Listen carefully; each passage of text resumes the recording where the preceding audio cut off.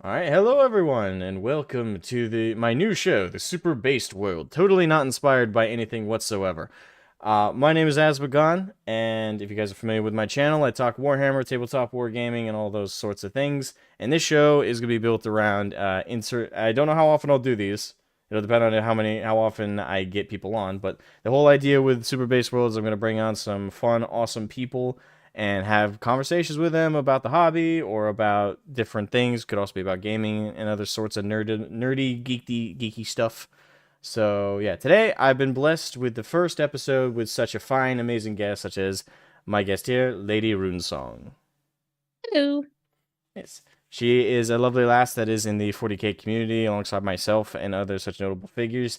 She has been an active voice in regards to the Fem Studies conversation and also the female Space Marine conversation well before that. So everybody give her a huge round of applause, clap emoji, as is rightfully so. All right. So is there anything you'd like to say about yourself or shill anything out that you might have that you might want to direct people towards? Um, well, you can find me at Lady Runesong on Twitter, or X these days. But yeah, I don't have much of a presence online, at least not yet. But yeah. Yeah.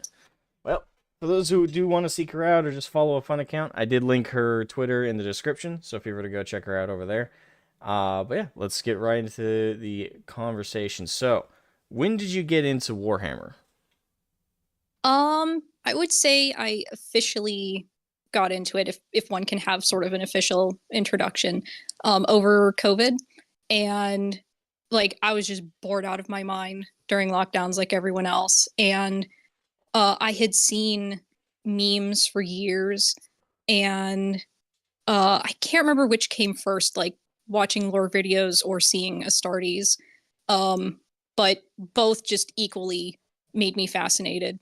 And uh, one time during, I think maybe summer of the first year of lockdowns, um, I was like, all right, I'm gonna just scroll through a bunch of factions, pick one, and watch a lore video on that and see if I like it. And I ended up picking the Night Lords, which to normal people would probably be a big mistake. For And a start, that's definitely a rougher start than most. yeah, and I dove right into Arch's, like, I think almost 2 hour video on the Night Lords, and by the end of it, I was like, "Oh my frick, this is horrendous. Where can I find more?" Yes, yes, I love to hear it. That's how someone should get into Warhammer, by the way. It should be a reaction of this is fucked. Where Yeah, can I find more? yeah, Oh, that's and it awesome to was just hear. yeah, it was just downhill from there. Man, that's all. That is an awesome start, but that means well, newer. I wouldn't say you're new at this point because COVID. It feels weird to say, but COVID's a couple years old now, right? Like, I know, and it doesn't feel like it. oh yeah, it's strange. Like, if a couple days ago, if people had mentioned COVID, it's still so fresh in my mind. I would be like, oh yeah, that was just last year. But then I realized we're a couple years out from the pandemic now. Yeah. Damn. So, what armies do you collect? I'm in the middle of collecting Necrons, and I was buying paint and stuff. Thankfully, I got pretty much all my paint before the current drama. Um, but yeah, I'm currently assembling a an Overlord, and yeah, I was going to prime him, but then like I forgot to get the primer, and um, then the boycott happened. So I'm like, Well, keep in I mind can look else. you can look at hardware stores because there's actually some pretty decent primers. There's actually a couple videos on YouTube that I can recommend to you that go over like alternatives to the primers you can get. Like as it is, the primer cans you get from Citadel, they're overpriced to sell anyway for what you get. Yeah, it looked like it. Oh yeah, especially with the price hike a few months ago. I want to say they're like almost $40 a can for certain cans now. Oof. I don't know they're getting kind of ridiculously overpriced in some cases. I know like a single can of Retributor Gold I picked up was $60 on Amazon. I was able to find Oh one. my gosh. Yeah, it was sixty bucks on Amazon. That was ridiculous. I was able to find on Amazon, on eBay. It wasn't any better. There was a bunch of cans being sold there as well, but the best I saw outside of 65 was like 45. So I had to hunt down a hobby shop that was like 2 hours from my house, and they had one for $25, which it's still a lot for a primer can, especially when you compare it to like the Yeah. hardware store cans that are like $7, $8 a can, and they're Hmm. sometimes bigger and last longer.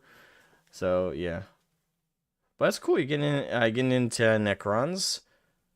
What is your favorite faction lore wise? What'd you say? Oh my gosh. I don't know. They're all fun. I know that's a heavy question. It, yeah. At the moment, I'm painting them just basic like Zarkon colors. And although that new oh my gosh, what's his name? They just released a new model for him. Not Oricon, but the Stormlord. I'm Oh blanking now. yeah, I'm But blanking. yeah, yeah, like every time they release like a remake of somebody, I'm just like, oh, I want to do his faction. Oh, I want to do his faction. Yeah, that super excitement for the new releases. Oh, I think Joshua says in the chat, Imotech. Is it Imotech? Imotech, yes. Yes, that's Stormlord, right? That new model, just gorgeous.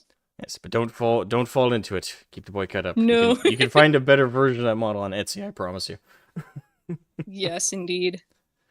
But that kind of that comment right there though kind of leads to a little bit of a question in regards to Warhammer. When did you first kind of interact with the culture war? I guess, yeah, we'll put it like that. The culture war aspect, whether it was the WokeHammer side you first encountered or the Chudhammer side. How did you initially walk into that landmine? In a way, the WokeHammer side first. And this was like years before I finally watched some lore videos. But I had friends who played, like they would post memes all the time. And some of them collected, others just were in it just for like the memes and visual media. And I was like, oh, that's pretty cool. Like, it's cool that you guys are into a tabletop game. And as time went on, though, like I'd started drifting away from them anyway because like ideological differences and stuff, we just weren't gelling anymore. And I probably would not have bothered because like they were starting to irritate me with like pretending to be like friendly and stuff. Um, and then I would see how they treat others for like the smallest uh differences.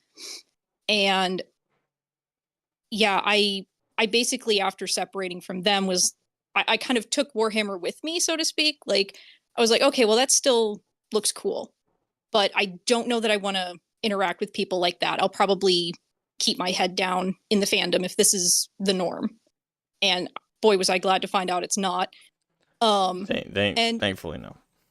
yeah, um, and then I kind of sat on it for a while, and then yeah, and then lockdowns happened, and found the lore videos, and I don't remember how we even interacted, but when I first got on Twitter, um, something came up, like some dumb female Space Marines drama, I think, and I found Grim and Metal Man, and I basically kind of orbited a little bit, like, oh, these guys seem cool and friendly and the kind of people I want to play Warhammer with. So let me hang around and see if I find more people like that. And thankfully I did. Wait, you like Grim? He's not a total misogynist pig like they always say. Is what? No. And that's the funny thing. Like people on the woke side of the fandom like to think that guys like that just mistreat any and all women they come across. And they really don't. Like they are so sweet and friendly. Um, and they don't joke with you unless you're also in on the joke. And it's great. Like they're just normal friends. Yeah, and that's generally the experience I've had with China Hammer as well. I kind of count myself amongst the throng of them at this point, and yeah, with my experience was kind of similar to yours. Like there was, some minor experiences with like woke ideology outside the hobby, and then I kind of like refocused on the hobby, separating from that stuff because it wasn't really good for me either. And when I started really experiencing, like abruptly, I guess that is like the big difference between our experiences is, yours was, by the sounds of it, was a little bit more gradual in encountering the wokies. Mine was Hmm. all kind of all at once. Like when I covered the arch, I say the arch drama like it's the only one he's had. When I covered one of the arch drama spikes a few years back, oh, geez, like 4 years ago now. I feel old. Um, I covered an initial drama where people were coming at him due to his, like leakings from his Discord, where people were taking really cherry picked screenshots of these like little one off comments, not showing at all the conversation, and 90% of them, once I found the full conversation images, made them better. Like they showcased that he was either going down a train of thought of just like, hey, this is what a horrible person would say, or this is what the woke would say, and he just kind of turned their logic around on them, and they cherry picked his screenshots to not show the context. So I called it out and said everybody's trying to cancel him again, but what for? These screenshots show single one-off comments without the context. And Right. uh yeah, I thought it was just like a small community thing. I didn't realize the breadth or the depth of the culture war at that point. I didn't realize like the two sides were even there. For me, I was just a hobbyist. And then all of a sudden, as soon as I covered that on a video, I got inundated with a bunch of shit. I got blacklisted from Oh no. oh yeah, I found out I got blacklisted from the content creator sphere unofficially. I got shown some screenshots.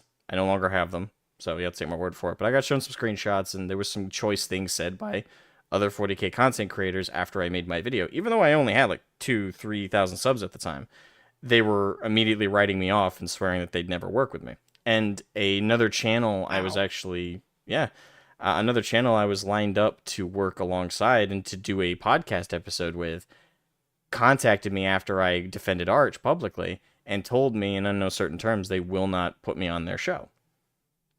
Oh. They were nice about it. They said they were just kind of afraid of the backlash being bled on them and they couldn't handle the stress of it. So it wasn't just like they were dismissing me, but at the same time people were that scared. And that's how I came to know the WokeHammer crowd and their trash. So mine was a bit more abrupt. Oh. Yeah, sorry you had to go through that. Nah, I'm a lot of good. As much as I like focused on the negative with the description there, a lot of positives came out of it. I mean, I eventually got to meet you. Here we are. Yeah, here we are. I got to meet Lord Metal. I got to meet Grim. I got to meet Oddball. I got to meet Spy. As much as I tease the shit out of him, I got to meet a lot of amazing people in my own community. I have some really close friends now after all the crap that would never have found me if I hadn't covered the Arch situation, like Tang, Nathan, Karn. There's a bunch of amazing people I got to meet. So through the bad of what happened, far more good certainly happened. So, and I also got to know who like are real friends and who are gonna, just there for the political stuff. Yeah, and sometimes you just need like something weird like that to happen. Oh yeah. I another. No, do I want to hit this? Yeah, I'll hit this. So, with your experience with the Wokos, when was the first time? Because I figure it's happened to you. But when was roughly the first time you encountered the specifically the narrative about female representation being pushed with fem studies, although that was very recently, and more actively female space marines? And in the occasions you spoke against it, how often did you start encountering that hypocrisy of them like saying they're doing it for women and for women to get in the hobby, but then when you spoke against it, they conveniently were more sexist than anyone else you've met? When did you start experiencing that? Oh, pretty early on. I'd say probably it was pretty much the that drama that led to me meeting um Metal and everyone else. And uh yeah, like I figure I figured that kind of thing was probably chasing every IP around at that point. Um but I didn't. I guess I had hoped that like, oh well, this hypermasculine setting is probably like just too much even for the wokes, surely, and but it wasn't. Um, and I was never directly affected until I started speaking out more. Um, I just sort of would like a post here, like a post there. Um, but like the more I commented, the more I would find people who thought that way. And I didn't have a good vibe from it from the get-go. Because normally you run into something like this and you're like, oh well, they're probably approaching it with good intentions. Um, but yeah, I something weirded me out about the push for female space marines from the get-go. And yeah, as I got more vocal, the more pushback I would get from so-called feminists um, who did not want to hear that their crusade wasn't appreciated by every single woman. Um, and yeah, I think it's been going on not quite my entire stint on Twitter, but very close to that. I've had to see other women uh called like pick me's and stuff. Um I've been hit with that. Like I've been called a pick me, I've been called a bot, um and like a man's sock account. Most recently I was somebody said that like, oh, you must be like 300 pounds and your husband is a man child, and I'm like, well, at least you acknowledged I'm a woman. um so it's I was just kind of, even though like my experience with the IP was gradual, um getting thrown into like the female representation discourse was like immediate, and it hasn't let up. Yeah, and I'm sorry you had to go through that. And I find it very ironic though that the crowd that are constantly citing that they're fighting for women and they're there to represent women and they're there to support women and that all of our side are misogynists and sexists and things like that. Yet, how often would you say, if ever, you've experienced like sexism from the Chudhammer side? uh Gosh, like I think a couple times jokingly, and I was like joking with them. Like I don't think anyone ever meant it seriously. um yeah, I think the only time I got friendly fire was some rando on Twitter. It has never been from uh any friends of ours. So no one on Like the Chudhammer side has called you a birther, for example. no. And would you? Everyone's been great and super supportive. I know I've certainly been supportive of you. Like I've been, having you to talk to on my open mics has always been fun.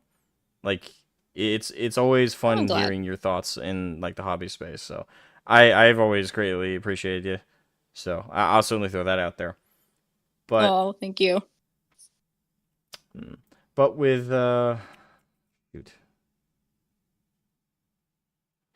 Actually, before I hit on this question, because I saw someone ask a question in the chat earlier, Thunder Warriors versus Femstodians thoughts. So that was from Michigan Yankee. So if I'm understanding the question correctly, I think they're asking if like the Femstodians had been around dealing with the Thunder Warriors, that they were likely. This is kind of like a fun fan theory. If you like the idea of Femstodians, I could be incorrect, but it's the idea that the reason the Femstodians haven't been mentioned is most of them were killed when fighting the Thunder Warriors, while the male custodians survived. What do you think about that I little mean, why fan not? theory? I mean, it's more it's thought. be- Oh yeah, go ahead. it's better than the idea that they're all in the palace kitchens. They're doing the uh, actual custodial work.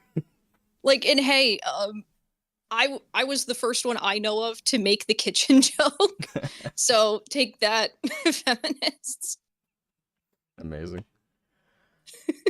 The next question I'll ask is in regards to like specific individuals. So feel free if to tell me like, hey, I don't want to answer that because I don't want to like respond to like specific individuals.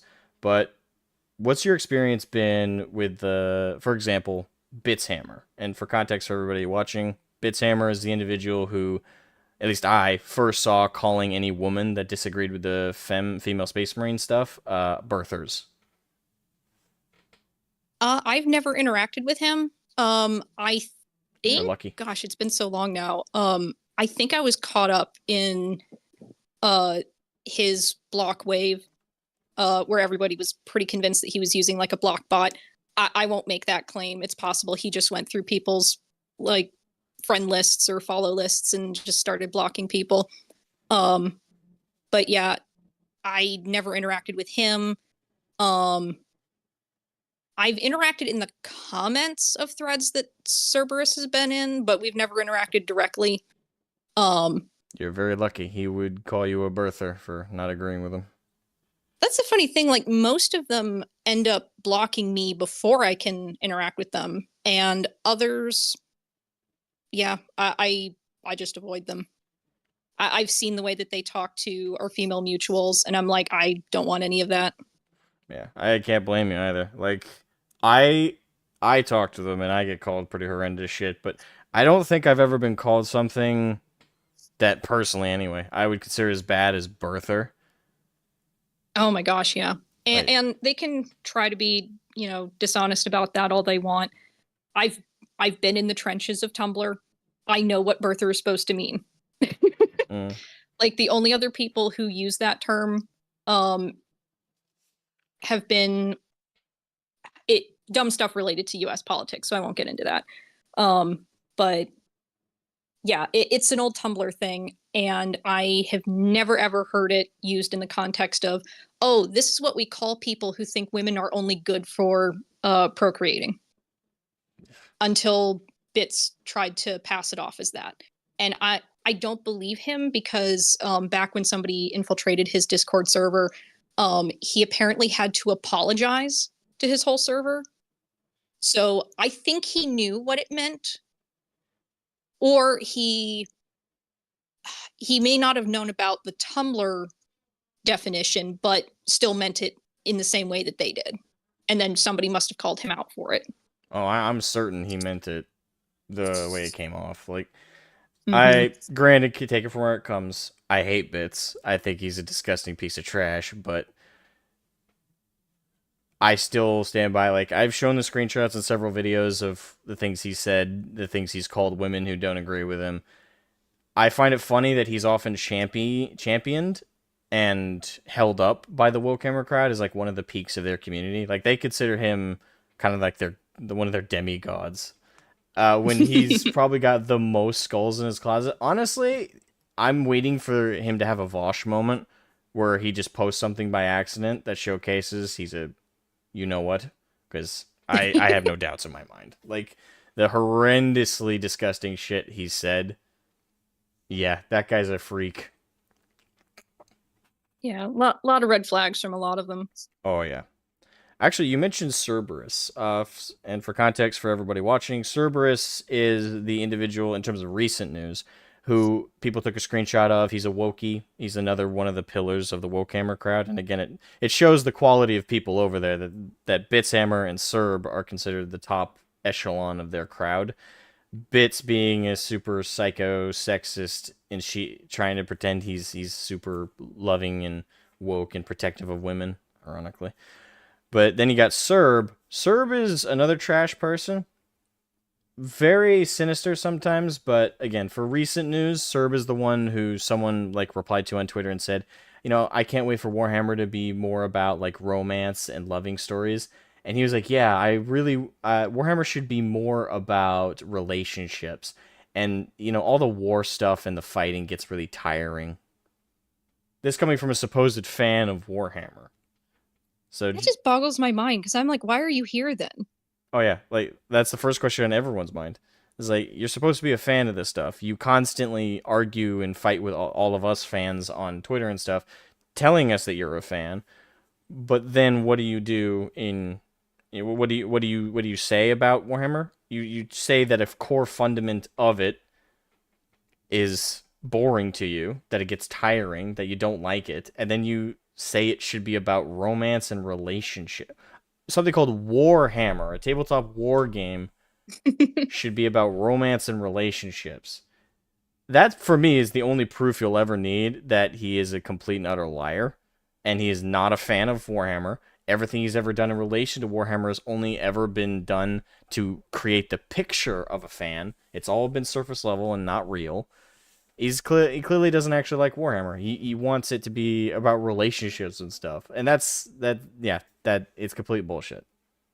It's very similar to what I see in the Star Wars fandom, where I'll see mostly from like the Tumblrette teenage girl, college girl side of things, where they get the merch, they claim they're a fan, and then everything that they participate in is some offshoot of fanfic, romance, drawing smut, just all kinds of stuff like that. And I'm like, you don't like Star Wars, you like the aesthetic of Star Wars. Exactly. Like you're just doing AO3 with a Star Wars skin. Oh yeah.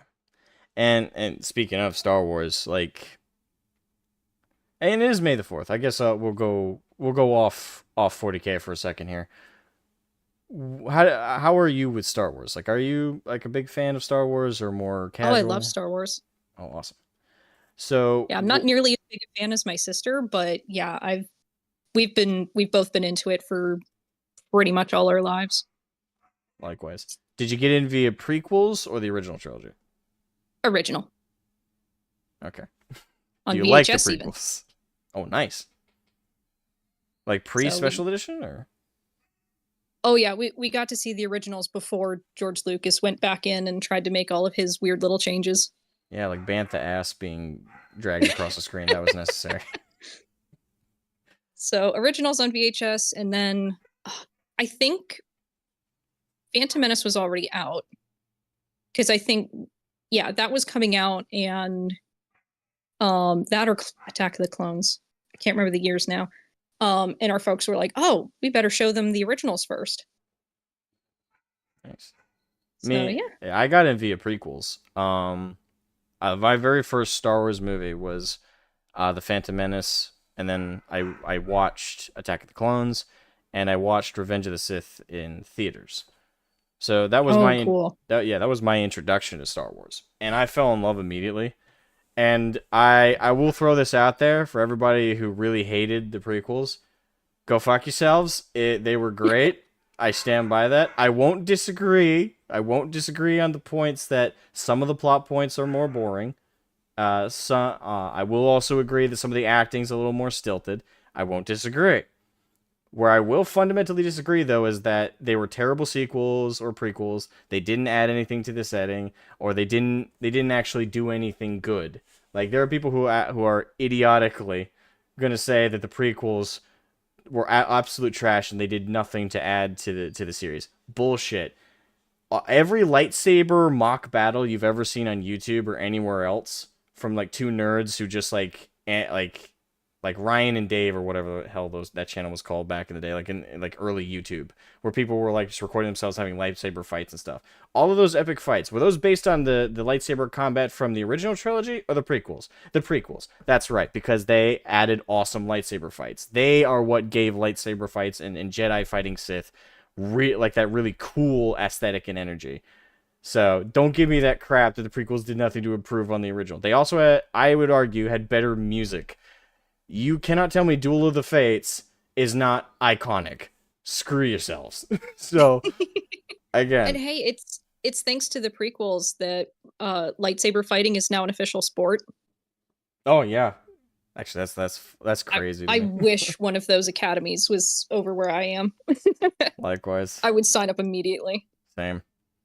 Oh, that'd be such a good thing to do with kids too. Like if I had a son and a daughter, I would make them go. It'd be like forced summer camp. It's like, Dad, why are you here too? Because I want to learn too. You're both going to be Luke and Leia for the week. Minus the awkward relationship stuff. But Oh my gosh. more to the point with so having established, you love Star Wars. When it comes to the sequel trilogy, oh, thank you for Oh Lord. Asian. For the $2 €2 sorry, €2 super chat. Thank you for the generosity. 25th of May is the real Star Wars Day, not the pun slash meme. The pun slash meme can work too. They're both cool. Don't be anal. But with the sequel trilogy, what did you think about the sequel trilogy? Oh man. Um Overall I didn't like them, but I I feel like there could have been something really good there. But Disney just got too full of themselves and their whole like the force is female nonsense to actually give us something we want. Because like that those three movies have some of the best cinematography I've ever seen, at least out of Disney in a long time. But everything else in it just, oh, it hurts to watch. Oh yeah. Did you ever think that would happen to Warhammer? Oh, I hoped it wouldn't. And I guess we'll see like if the show is still gonna happen. I maybe that'll sort of be the final test, so to speak. Like, are they too far gone to save? I mean, a good majority of people have already kind of given up on the show being good due to seemingly a lot of this fem study stuff being at the hands of Amazon. Uh, I don't know. Would you say you still have hope for it in context with everything, or do you? I do, not a very big hope, but um objectively speaking, like Amazon does put out the occasional good thing because everyone forgets it's not all the same film crews. It's not all the same writers. Hmm, Occasionally something good quality will sneak through. Um like Reacher? I think that this show might be too compromised already, but I guess we'll see. Yeah, Like I'm definitely willing to watch it and like give people a review. Um but yeah, if it is crap, then I don't think it'll like hurt me more than everything else already has. yeah, I understand that. For me, like I had a lot of lingering hope with like you. If those who've seen the Voxwork podcast episode we did, because that's another show I do, but I kind of we had a whole episode dedicated just like theorizing like what ifs about the show and things we'd like to see the show or movie or whatever it ends up being do. There was a lot of talk about that, and we were pretty hopeful at the time. This is pre Fem Stodies announcement. Before that, all we had to go on at the time was that Henry Cavill was leading the show, and we knew that Amazon occasionally made something good, like again Reacher being a good example. Tika, thank you so much for the super chat, man. Thank you. Both Conflict 47 novels follow a Canadian all-female Walker unit, and they are really well done, believable, and still respectful to the lore of K-47. Nice. I didn't even know they had novels. Note to self. I'll have to check that out. Absolutely. But shoot, I lost my train of thought.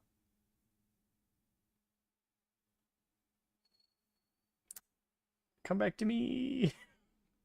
I know the feeling. Damn. What was the last thing I said before super chat? I'm having a memory hiccup too. Oh, okay. Damn it. Voxwork. Yes. So Oh, with Voxworks, yes. yeah. So with the Voxwork podcast, we talked about our hopes for it, and then obviously this Fem Study stuff. With that lingering hope I had during that episode, is kind of gone now for me. Like I'm fully Mm-hmm. expecting the show because if they mandated Fem Studies just for the show, I can only imagine what the actual show is going to be forced to have in it. Like, Right. yeah, I don't have a lot of hope for the show. I've kind of hit a. I'm still open to it being good somehow, especially Mm-hmm. since, as far as we know, Henry Cavill's still attached to it. He's still a fan. So the rumor has it he's not happy about the Fem Studies thing, so he's gonna try and subvert it in the show. I Mm-hmm. just don't know exactly how. So I'll wait for trailers before I make my final call. But as it stands right now, I'm pretty negative towards the show coming. If the leaks are true, at least concerning Cavill, I think he's probably going to try his best to right the ship, before he gives up. because that's what I would do. Like I would try to stick around and see if I could iron things out before giving up. Because it's possible he just needs to talk to the right people. But yeah, I'm very skeptical of things going forward. Yeah. And I Hunting. wouldn't blame him either. Like after what happened with Witcher, and Superman and everything, like he just wants to nerd out. He just wants to stay loyal to the lore. And I'm sure he's probably like, again, if the leaks are true, he could just be sitting there like, I am not losing another project. Yeah, I hope he's gonna knuckle down and try and work with it. I just don't with Amazon pulling this card. I can't imagine they're gonna let him get away with too much. That's my worry. Mm-hmm. But Honey in the chat says, I thought that Cavill was given full control since this was even his idea. Technically, he has full control, but that's with an asterisk. As far as his control with the show is that we know, he's an executive producer, which means he has a lot of financial control as well as overarching authority. However, as far as we know, he's not directing it necessarily, and part of his executive control comes from the fact that Amazon themselves have to provide the funding for the show, and they're providing the platform. So regardless of him having the actual creative control, it's full control. Yeah, full control, like Siova said in the chat. Apologies if I said that incorrectly. Or Shova. Full control with an asterisk. Amazon still has a final say about the product. They still have some creative control in the process. Obviously, as they are the biggest financial and platform provider, they're going to be given updates about the show, and they will be giving him notes. They will be telling him, hey, we need this done, or we can't air it. Hey, we need this done, we can't air it. They're going to pull that card. So while they won't be actively like in control of it in the normal sense over the show, like they were Rings of Power and things like that, they will be able to tell him, no, change it, if he shows them something and they don't like it.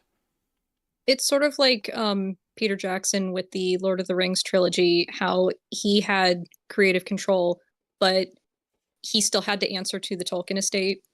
So even though they weren't the ones like producing it or anything, but he had free reign for the most part as long as they approved of his choices. 4K Empress show. Hey, Asmogan, I would love to join one of these streams sometime. Hey, I could have another episode with you on 40K Empress show. Welcome to the stream, by the way. For those who don't know, 40K Empress show is another content creator. She's been speaking out against the woke stuff too, so she's pretty awesome. And hey, I'm in the middle of an awesome interview with Lady Runesong right now. But if you're on Twitter, I'm on Twitter as well. You can contact me there. There's a couple other places. But yes, so I guess I'd love to hear more people. Oh yeah, like that's actually one thing the Super Base World show is actually kind of as an idea, is it's going to be each episode is I'm interviewing somebody. The open mics is like it's anybody who wants to come on, and it's open conversation to the whole community. Whereas Super Base World is going to be more like this specific person I want to bring on and have a conversation with 1-to-1, and in this kind of format. So it's more of a specific conversation. And again, I'm very grateful for you, Lady Runesong, for being my first guest. Yeah, happy to be here. All right. So let's jump to, because we kind of talked about General Warhammer. We talked a little bit about Star Wars too, but let's hit on. Actually, let's kind of do a 1.5 topic, because I'm just curious about your thoughts. We won't linger on it too much, especially if you don't have a lot to say about it. But it's in the news and it's in the back of my head, so I thought I'd ask. Have you been playing Helldivers 2 at all?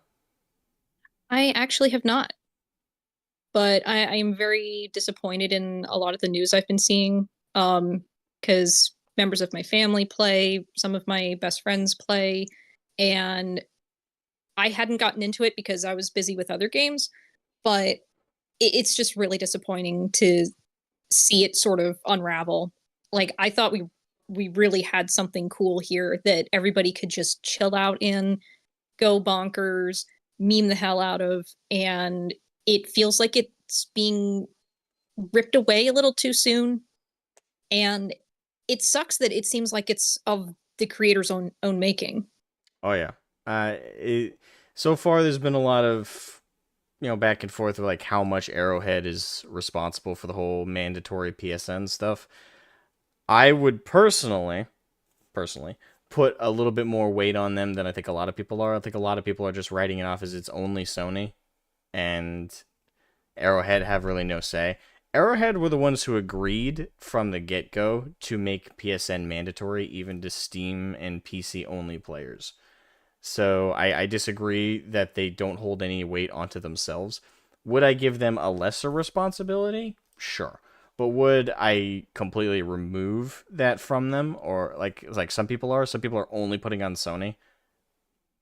It's fine to put the majority of the blame on Sony, but you can't ignore that they agreed to it. Like Arrowhead and their staff, their CEO, he agreed to it. He said, he agreed to the contract. He signed on the dotted line. He didn't question it, and he allowed it to be a thing. And he also, because keep in mind, Sony, at least as far as I know, aren't directly in control of the Steam page. Arrowhead is. So Arrowhead were the ones who didn't program into the game at the very beginning, like, hey, there's this grace period going on, but eventually we will require a PSN account. They didn't put that in any of the advertisement. Arrowhead's responsible for all that, and they in no way informed the player base. And the excuse that's been provided that, oh well, they did inform us. They put it on the Steam page beneath the review aggregate and these little warnings that nobody ever checks. It was in no way like visible to us in the ways that mattered. So again, I'm not gonna let that slide personally. But yeah, so yeah, I wouldn't. Yeah, that's as many as for. But yeah, it's yeah, I just wanted to throw that question out there because I didn't know if you played or not, and I was just kind of curious what your thoughts might be. It's sad because I wanted to. I just didn't have time, and now I'm sitting here like, well, I better not waste my time. True. All right.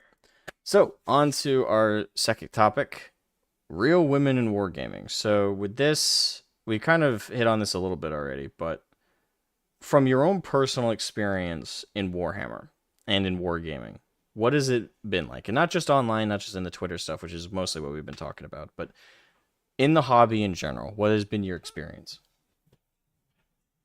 Well, I haven't had a chance to play a game yet myself because I'm still assembling my army. But when I've been to like my LSG, or LGS, I always get that backwards. That's fine. But like they've been great. Like I'll see a game going on, and it's really chill, and I like the atmosphere of the whole thing, and everybody's super nice. I have yet to, and this is probably going to make some people like squirm. I have yet to see a woman playing at my location, but that could just be my location. Maybe I'm just not there when they're there. But I've seen women who play online, and I think that's great. And I wish people would recognize that it's okay that there aren't a lot of us. Like, pick any female hobby. It's okay that there aren't men in them. Like, I don't know why there's like this notion that it has to be 50-50. Well, the thing is, that's what they say. Like, they say that they should be equal representation of all of the groups, but you'll notice that they never push something like Barbie, for example, to cater to men, right? Right. Like, they're not pushing that. They're not pushing My Little Pony to be, even though that kind of already does cater to men if you've seen the whole the brony thing.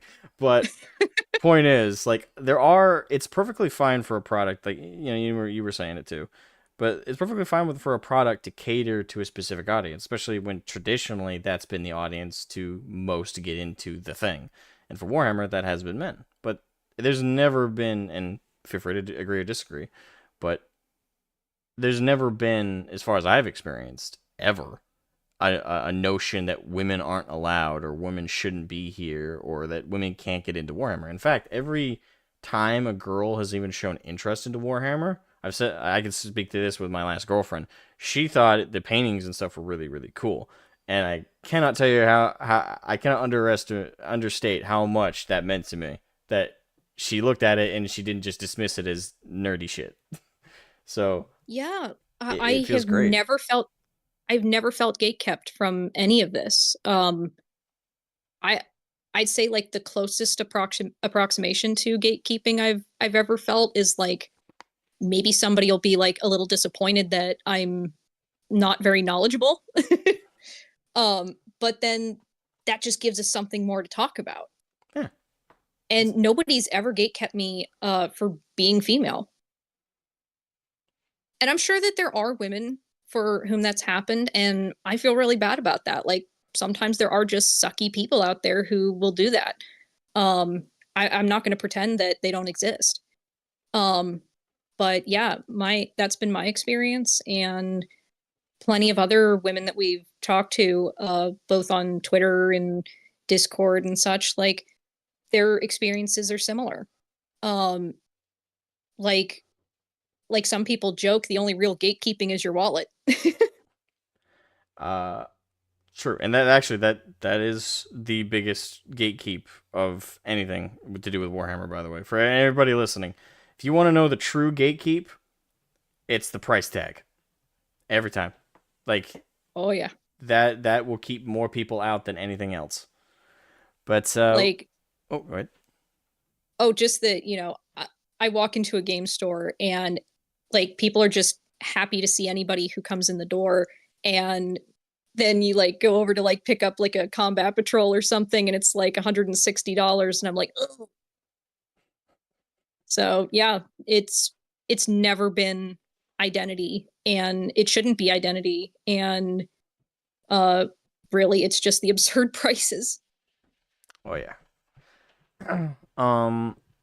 So there's actually another aspect about this I want to ask. So with your experience as a woman in the space, and I've certainly spoke to other women about this, but when it comes to the armies and stuff that you're attracted to, the thing that gets you interested into Warhammer, do you feel that it's the women, like the Sisters of Battle, Sisters of Silence? Do you feel like that needs to be there to attract women who are with genuine interest, mind you, not the woke kind of interest where it's surface level, it's cheap, and it's also kind of diminishing to women, in my opinion, because it's the idea that women can only be interested in something if it's a direct reflection of them. Mm-hmm. It makes women come No, off as very egotistical. yeah, I don't think it's necessary at all. Like I gravitated towards the spooky robot skeletons. Lots of women I see, like when I go through people's galleries, women are playing orcs, they're playing tyrannids, um, some variation of chaos or other. Um, That's been my experiences. Women pretty much always play Xenos. Yeah, and whenever women do play anything relating to the Imperium, it's usually guard.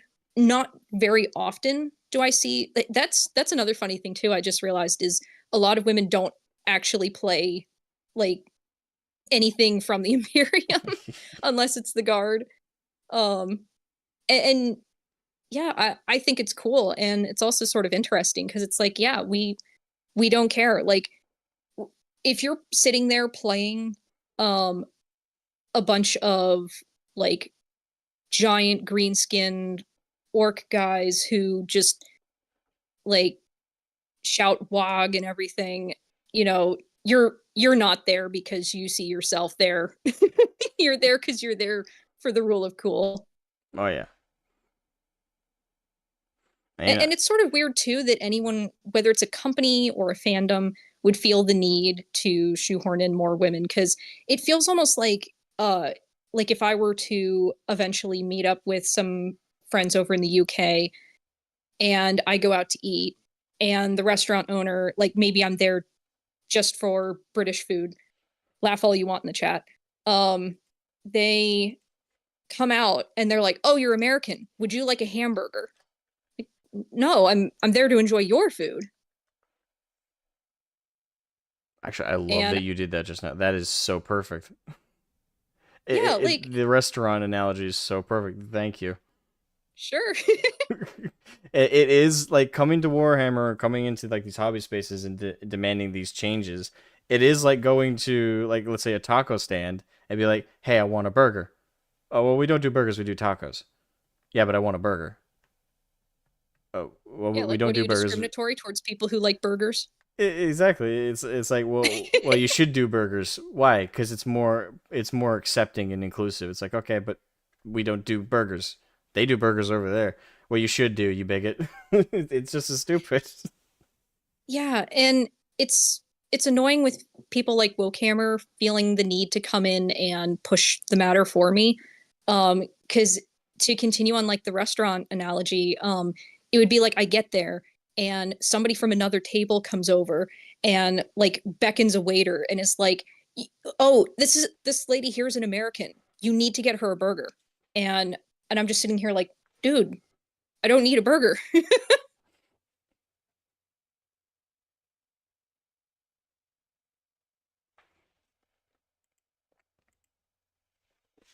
Sorry, I had to fix my seat. Um, but yeah, I love that analogy so much.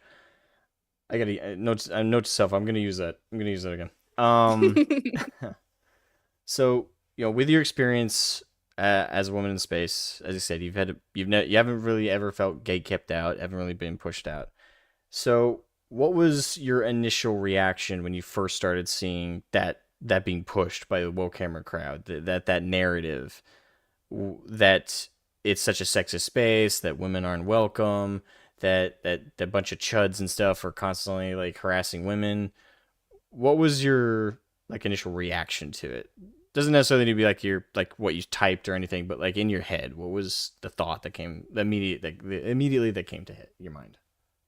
Oh, like a mental eye roll because I'm like, really, I just escaped the Star Wars fandom and their whole like High Republic thing, and we've got to have like, you know, strong independent women in the Jedi Order to make up for the supposed lack of women in the movies. And I'm just like, oh, really here too? Yeah. Actually, that's something I'd also like to hit on. So with and this isn't 40K specific. This is like all of hobbydom. This is all of fandoms. This is all geekdom.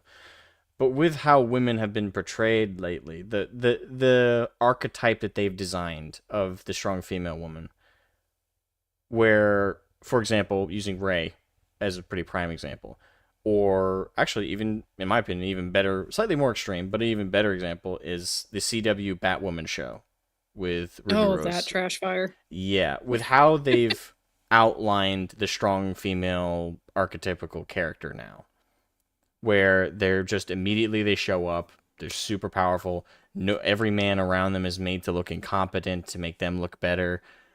Like with how that is being depicted across geekdom, how have you been like thinking of that? Like, how do you think of that depiction? It's kind of demeaning because you're basically telegraphing to me that I don't need to work for anything.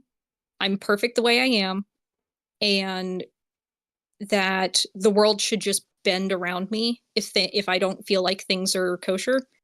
And I think that's a very damaging message to give to young women, because then like reality is gonna like hit them upside the head at some point, and they're gonna be like, "But the movies told me I'm perfect."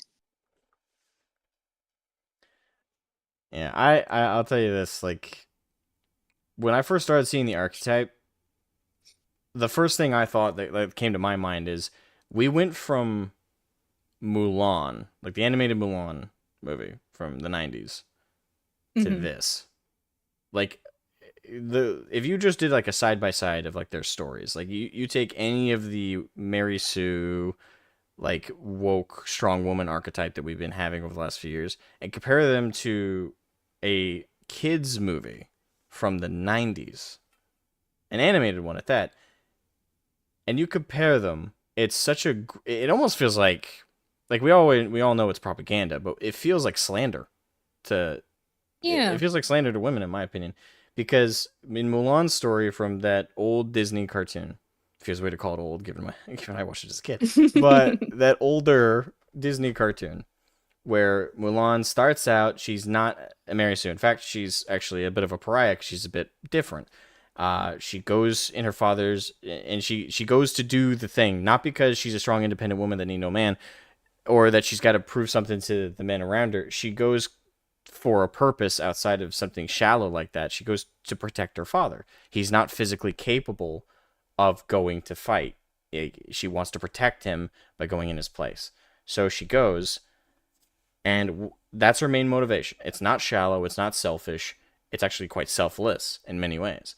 Whilst there, she doesn't prove herself to be a Mary Sue who's more powerful than everybody else that can do everything just because she has the natural talent. No, she goes and she struggles. She's physically weaker than a lot of the guys around her. She doesn't know how to banter with them, so it's hard for her to like fit in and communicate. And when it comes to the physical exercises, she's the back of the class at the start. She is struggling.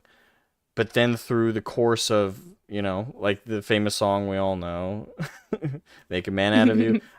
Seriously, that's been done to, like, there's been so many musical covers of that over the years, so many heavy metal ones I've listened to, but the original is still stuck in my head. But during that montage, it's shown that she adapts, she grows, she works through the difficulty. She didn't magically wake up and boom, I'm better than everybody. No, in fact, it showed that she was about to get kicked out, and she almost gave up. Yeah. But then she started to realize there's ways around things. There's ways I can physically keep up. I just got to work harder. I need to push harder. And she didn't do it at the expense of the men around her. She actually inspired them. She gave them an inner strength to keep up with her, and they were shown to be strong alongside her. Not put down so she could be held up, but both being risen up by the mutual efforts of each other. Like, it's such an iconic showcase of a strong female character that I think most of the people watching this stream, I think yourself and me, can all respect and love. And we went from such an amazing tale like that wasn't divisive, that everybody could get behind, to now these really insulting, slanderous jokes of characters in modern media that make women out to be super shallow. Also, like, they're just better than everybody by default somehow. They don't have to earn anything, and it makes them very uncompelling, very uninteresting. And I think, and if anything, like socially, it's caused a lot of more divide between men and women. When, again, like a tale like Mulan was actually quite unifying. Like, it could bring boys and girls together to be like, hey, we both struggle in life.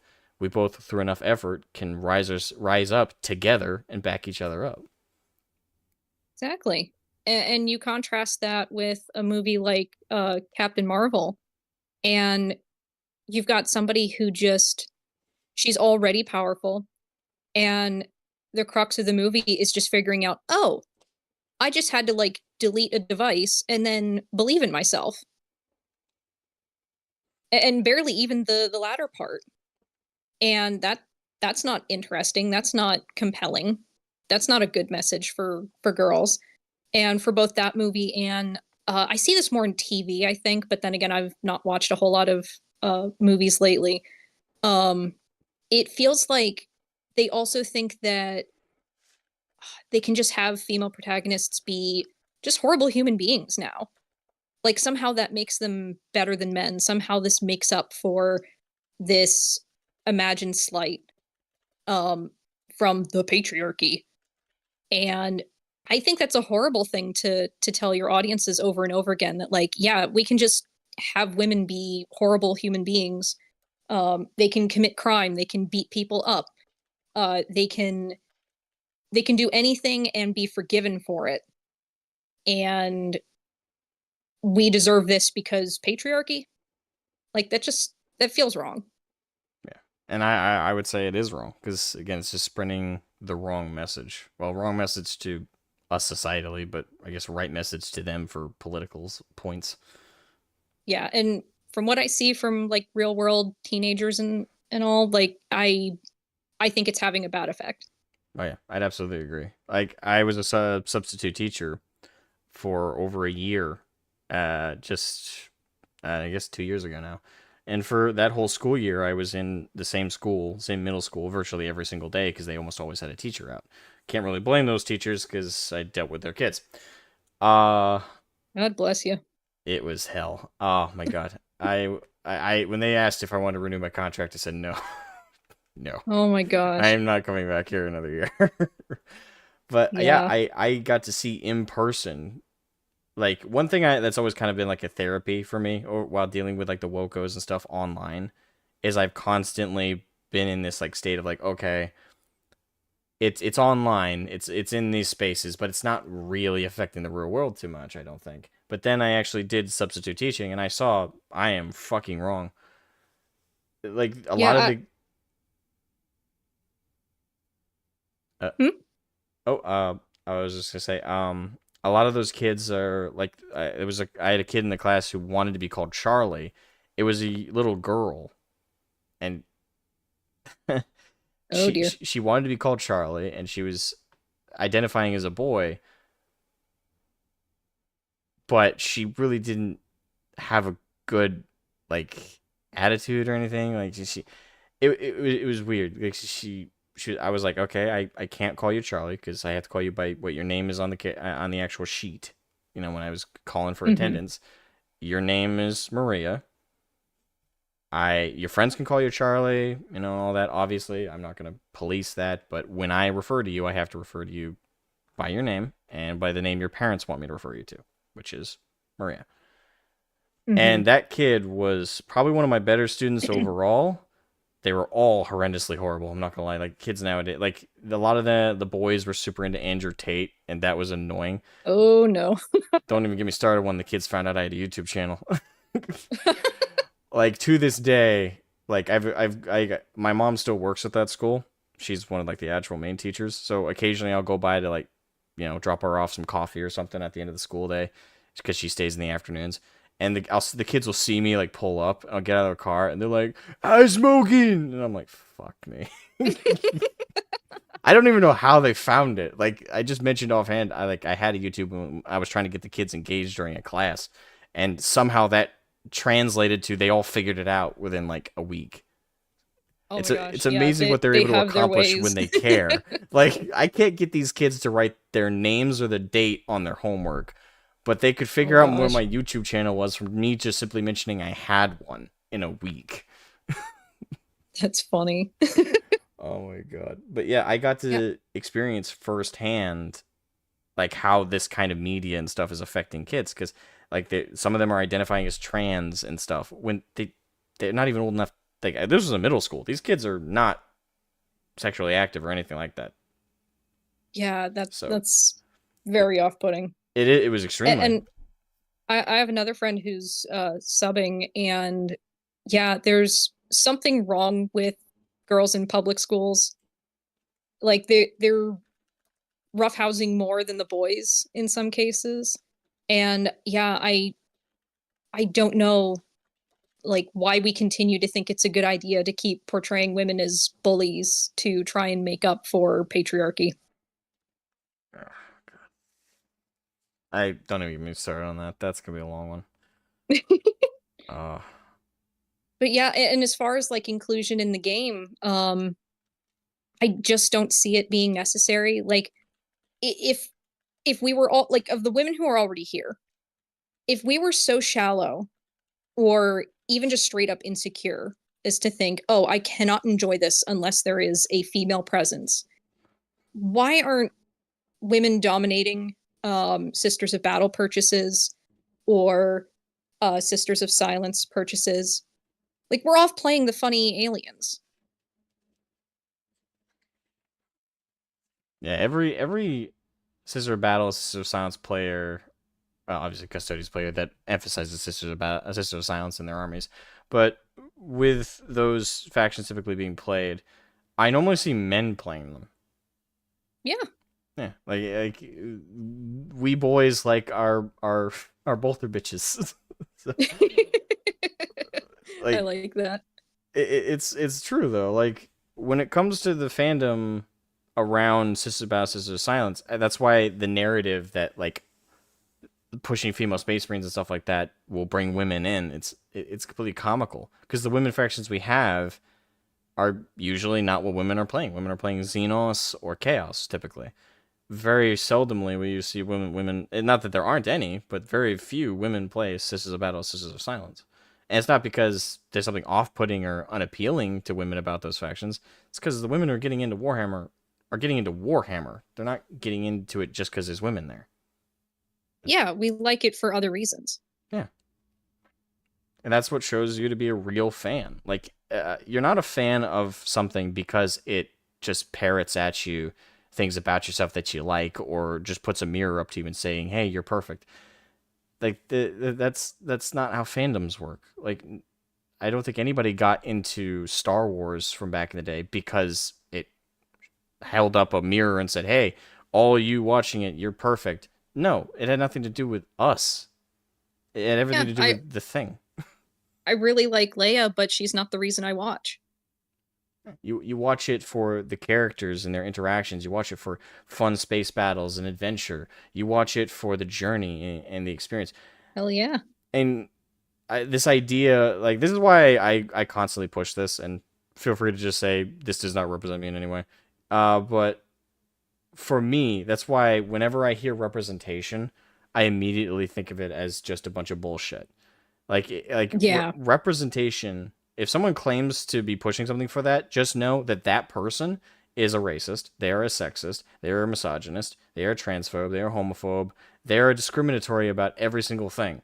Because representation, as it is pushed in its current day and age, is inherently all of those things. Because it is a judgment call based on those criteria of how many blacks are in this, how many whites are in this, how many Asians are in this. Is that not the most racist shit? Yeah. Like you are dictating the quality of something, or dictating the essence of something's value based on immutable characteristics and not on what actually matters, which I think is disgusting. Right. And plus, like, it's a British game. Like, most of the characters are going to be white or white adjacent. Off-white. Like, if Warhammer were from Africa, I would raise an eyebrow if there were, like, too many white characters. And, like, yeah, I just wish people weren't so concerned about that, especially since most of the characters in the game are helmeted. Who cares? Yeah, actually, that reminds me of a meme. Because constantly when like like, that's a meme I've seen. I gotta find it again. But there's a meme out there. It's like people are arguing. So what's better, a white space marine or a black space marine? And then it cuts to like a screenshot of like the space marine game, and it would text says as if I could see your skin color, you're dead. Put your helmet back on. Right. Exactly. It's like, it doesn't matter. Like, you shouldn't be making those judgments. What, at the end of the day, what matters most about, like, representation, quote unquote, isn't anything about the immutable characteristics. If you're making a judgment call based on whether people will like something or not, based on if it racially matches them or sexually or gender wise, you're just, not only are you saying unto yourself, but unto everybody, that they can only relate to things based on those things. And at the end of the day, like, that narrative is divisive. Like, you're basically saying, hey, if you're not part of this group, you can't be into this character, you can't be into this thing. You can only be into it if it's based on, and that message, especially to younger people, that's dangerous. Like, you want to add to race tensions, you want to add to the sexes being at each other's throats. Keep up this narrative, because that's going to be the biggest damage you could possibly do. Because now they're going to always constantly look at everything through the lens of that crap. It's like, is there enough black people here? Is there enough Asian people here? If there's not, I can't get into it. There's too many whiteys. Yeah. There's too many blackies. Like, is that not racist? It's sexist. Yeah. And again, I hate representation. Whenever someone says that, I immediately think the lowest of them. It's a reflex for me. This stuff will happen naturally if they just let it. You don't have to push it. Yeah, absolutely. Uh, Like, I've actually talked to women who aren't in Warhammer about like, what would you want to see before you get into it? And most of them are like, well, I don't like how grimdark it is anyway, so it wouldn't matter. So you'd have to fundamentally change the setting to get even slightly more women.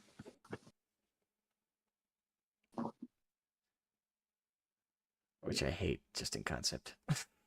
Yeah. Like at that point, it's not Warhammer. Like go find another IP. Exactly. Kind of like the romance thing. Like if you're here for the romance and not the war part, then find another IP. Yeah, the hobby's not for you. Like the hobby should not change to cater to you. You should cater yourself to a hobby that appeals to you. Maybe go to Tumblr. They do a lot of shipping and stuff Right. over there for romances. Ugh. Actually, is Tumblr still around? Oh yeah. Oh god. I was there during the Super Hulock days. Yeah, and the one last thing I'll say in regards to the representation thing. One of my favorite characters in fiction is Commander/Captain Cisco from Deep Space Nine. Oh, he's so cool. I love that character. He's my favorite commander out of everybody. Daniel G, thank you so much for the $50, man. That is super generous of you. Thank you. Hi, guys. Loving the podcast. Miss Runesong, I'd be interested in hearing more about your experience of Tumblr culture. When and why do you think it started spilling into mainstream franchises?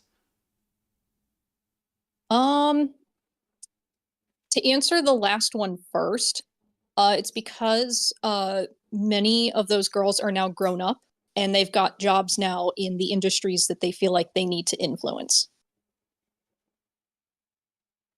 Like, friend of mine, I came from a friend group where a lot of us like were coming out of high school, like just going all in on art, and we wanted to get jobs in any sort of artsy industry. Um, Most of them did not get jobs that lined up with their degrees, but one actually did manage to get into a cartoon that's currently running. I won't say which because I don't want to dox her. But yeah, they're grown up now and they're in a position to start influencing the culture. In a good way or a bad way? Not always a good way. Yeah, like the Rebecca Sugar types making Steven Universe and all that. Yeah, they came from Tumblr. Tumblr. And yeah, so unfortunately, it is still going. And hold on a second. Sweet nightmare.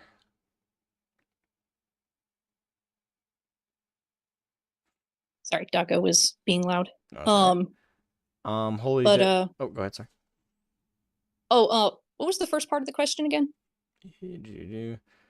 I'd be interested in hearing more about your experience of Tumblr culture. When and why do you think it started spilling into mainstream franchises? Yeah, definitely within the last 10 years. But yeah, I didn't interact a whole lot with the wider Tumblr community. But I was sort of on the fringes during like the Super Hulock phase.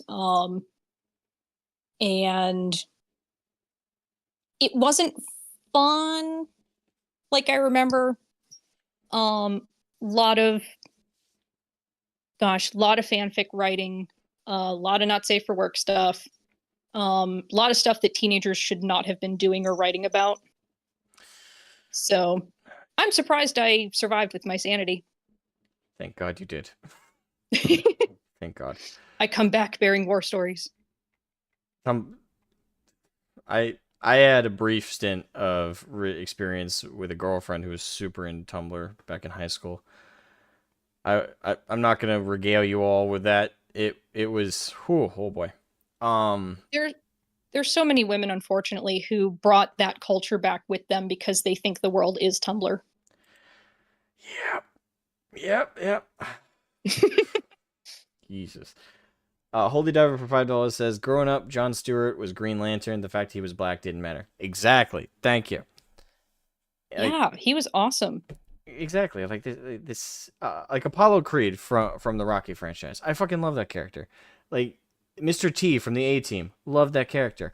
These representation bullshit and the forced diversity crap, like in the way they write these characters and all that is just it's so disgusting, and it's such a disrespect to that like the decades ago where I think we fixed a lot of like the notions from like the boomer generation or even like before the boomer generation of Right. racial divide. Like we really fixed that up. I would argue race relations, they weren't perfect. There were still lots of problems, but they were at their best like mid to late 80s, 90s and early 2000s. And then suddenly I feel like we're all the way back to the 1840s, like almost, with like the level of division people are pushing. It's disgusting We really are. how we've degraded. Mm-hmm. Yosuke says for £2 as a black dude, this forced rep stuff is trash. Thank you. And yeah, man, like it's been absolutely horrific. Like again, growing up, like that notion of judging on race was almost dead. Like when I watched Star Trek and watched Deep Space Nine, and when I watched Rocky, and when I watched the A Team, when I watched these things, at no point did my dad or my mom pull me aside and say, "By the way, that darker character, you're not to like them." Why? Because they're not Yeah. the same color as you. My parents were part of the generation that killed that notion. My mom would Right. have beat my ass if I had even hinted at such. Even if I had joked about that, my mom would have pulled me over the couch and beat my ass. So like that notion was dead by the time I was a kid. No, I sat there and I thought, wow, Cisco just punched Q in the face. Thank you. I've been waiting for someone to do that forever. Right. Like, That's why I'm so worried for things like the Blade. I don't know that it oh could be god, counted as a remake, but I'm so worried because I'm like, the first one was so good. You don't need to ruin that. yeah. Like we need more of like the first one. Yeah, we like the first Blade movie back in the 90s. That was so fucking good.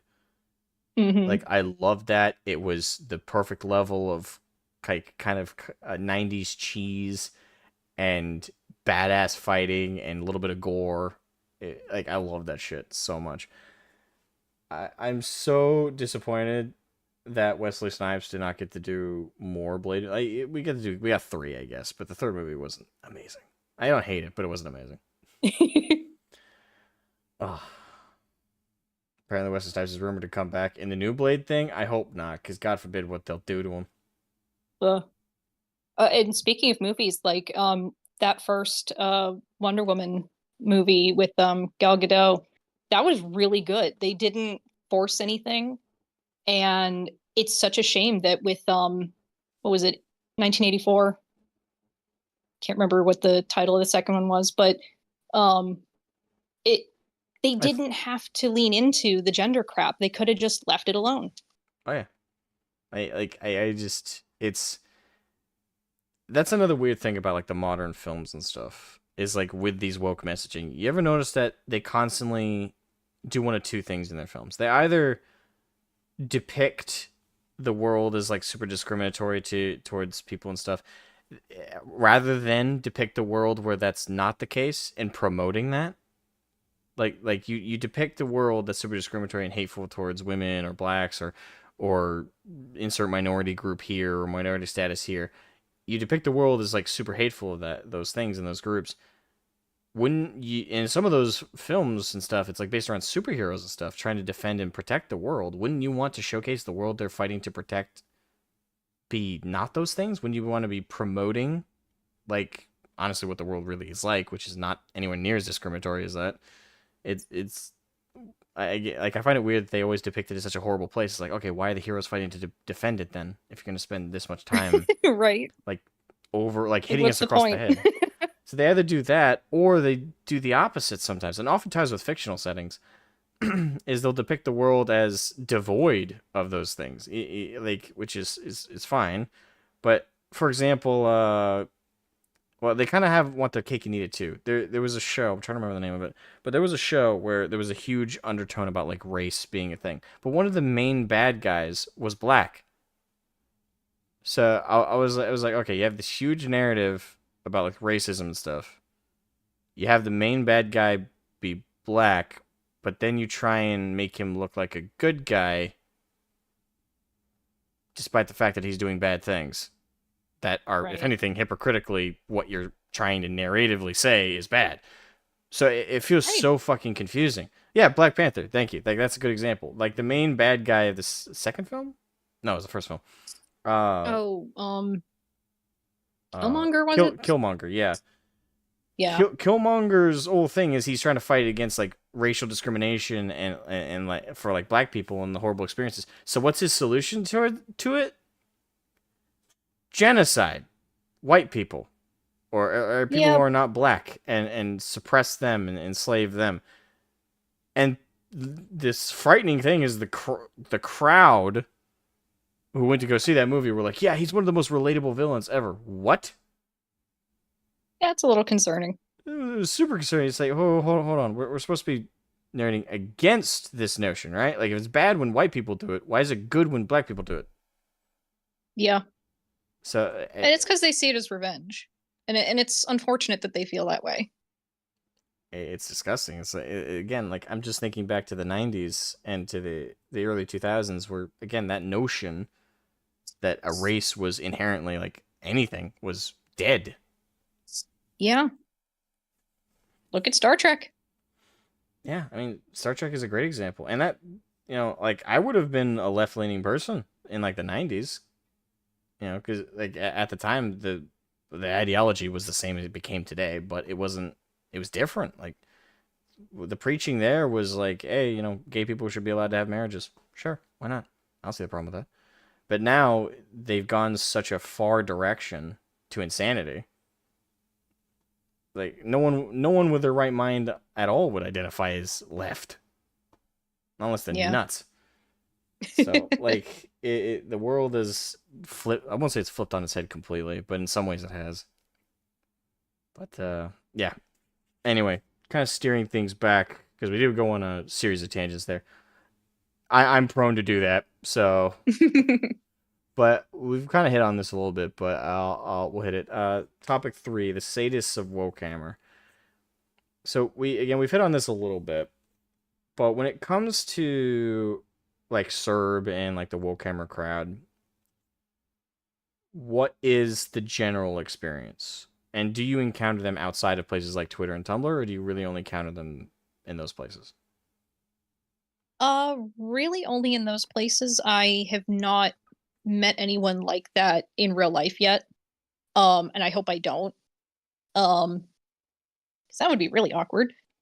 But yeah, I it for all the complaining they do in claiming that, oh, we're like the chuds are just on Twitter. They only seem to be on Twitter themselves. Um, the only person I found on Tumblr is Pantmonger. I It's been a long time since I've checked, so I don't even know if he's still active there. Um, Hopefully, he finally got on his but meds and went to get help. yeah. Um, That guy's a psycho. right.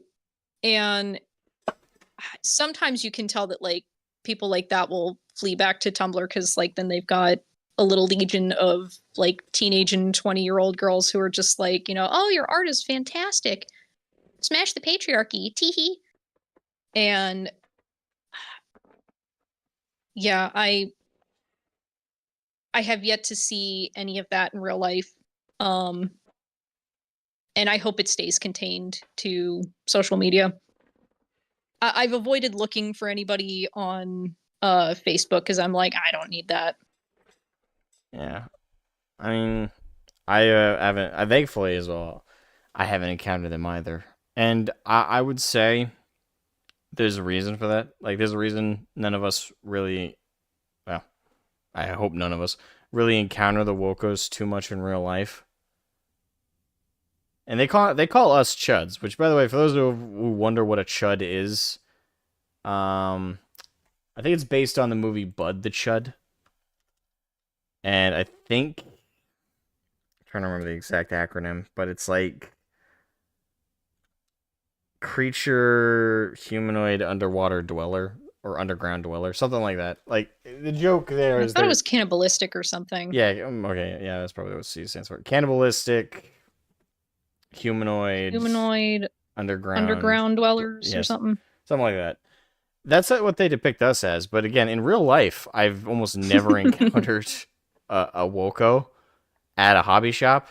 I've almost never encountered them at a tournament. I rarely encounter their type. And I've had conversations. Like, there's actually a short on my channel where I asked a bunch of like guys at my local hobby shop what they thought of female Space Marines. And if you see the short, they all Oh, laughed. I remember that one. Yeah, all of them laughed. Like I pulled out my Yeah. phone, I set it on the table, and I just hit record, and I said, "Hey guys, so what do you think about the whole female Space Marine thing?" And they all were like, "Please." So like it's funny to me, like this notion that they think of themselves as the majority. They think of themselves as even a large number at all, but they're not really representing that in real life. Like once you get off the internet, it's just pure hobbyists. You never encounter these types at tourneys. You never encounter. The only place I think you'll really encounter these types if you go to like the big tourneys. Like you go to Las Vegas Open, for example. That's the big one. That's the big US 40K tournament. That's like got tens of thousands of people attending and competing. Those big events, you'll definitely come across a few for sure. But even there, like the majority of the people you're going to encounter are just either going to be straight hobbyists that don't get involved in the culture war stuff, or you might encounter a couple who are on the Chudhammer side. Generally speaking, the vast minority of in-person 40K or Warhammer interactions, hobby-wise, are not going to be with the woke. That's why it's kind of comedic that they portray themselves as some kind of majority.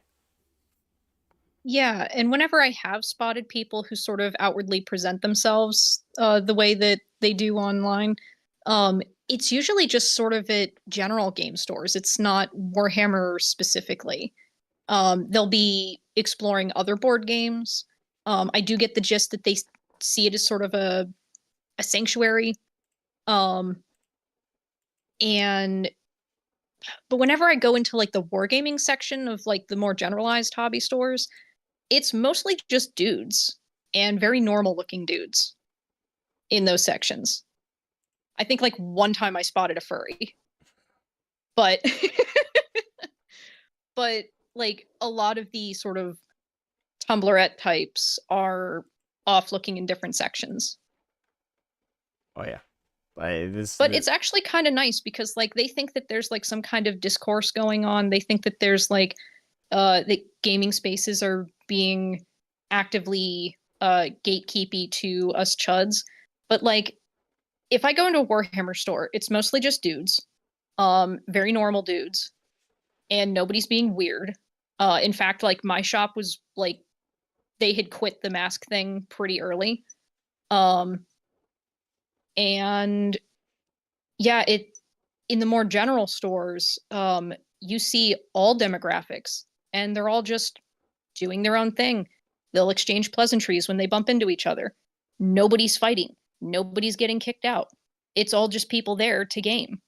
Exactly. Like I might steer clear of somebody who like has like political buttons on a lanyard or something.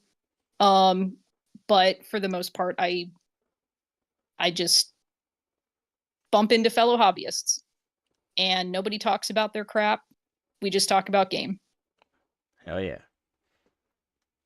And actually, this kind of leads me to a bit of a... So, for the inspiration for this show and for the aesthetic image you guys are all seeing on stream, that was inspired by a really stupid podcast that was recently hosted featuring, for those who know the name, Demon Faye Shay.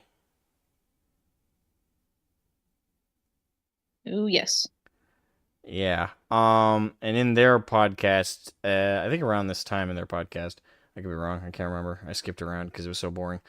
But so for context, Demon Faye Shay is a psycho wokey over on Twitter, and they're a trans woman that are super active in the space, constantly they constantly shit on Warhammer and those who are fans of Warhammer. And yeah, they were recently featured on a tiny channel with like 100 subs that have a show called Super Despair World, I think. I don't know, some really Yeah. really gay name like that, you know. And yeah, they in that episode, Shay really talked about, how do I put this? Shay talked like she was the fucking messiah. Like fucking A, like stroking her own ego, talking about how like we should try and save people from becoming chuds and stuff. Oh my gosh. Oh god, like I only saw a couple clips, and again I skipped around the episode because it's so fucking boring. It was a total waste of fucking time. So part of why I decided to do this idea is A, I really wanted to talk to Lady Runesong about all this, and this is a good avenue to do it. But B, I thought it would be a really fun way to take a really horrible show and make it good. so so I nicked the concept. Yeah. But I wanted to bring that up a little bit because because we're on the topic of the status of WokeHammer. Why do you think so many of them have that messiah complex? I don't know. I'm no psychologist. They like to pretend that they are. But I yeah, I can't even begin to guess. Like maybe it's to fill some void, like they need a purpose, and they think that rescuing people is sort of like their good deed for the community. Yeah. One thing I've always struggled with is how do they see themselves as good people? Again, like you look at all the horrible things they've said. Even if Mm-hmm. you like, even within their own logic, like groups that they supposedly protect and favor and love, like women, like the horrible things that they've said to those groups. I always question, like, how in the hell do you have a messiah complex when you act this way? Like, Yeah, it feels like there is some kind of disconnect. Like, oh, I'll be horrible to this group of people over here, and then act like a saint over here.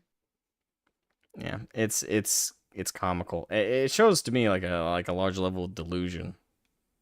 Mm-hmm. And it helps too. Like, if you're at the point where you don't even like you've declared a group of people your enemy, and you get to the point where you don't even see them as fellow humans, then it becomes easy to justify it as, well, I am still a good person because I am only being awful to people I don't even acknowledge are human beings. So, in a roundabout way, I am a good person because those are animals over there. Yeah, the dehumanization of their Yeah. detractors, that kind of thing.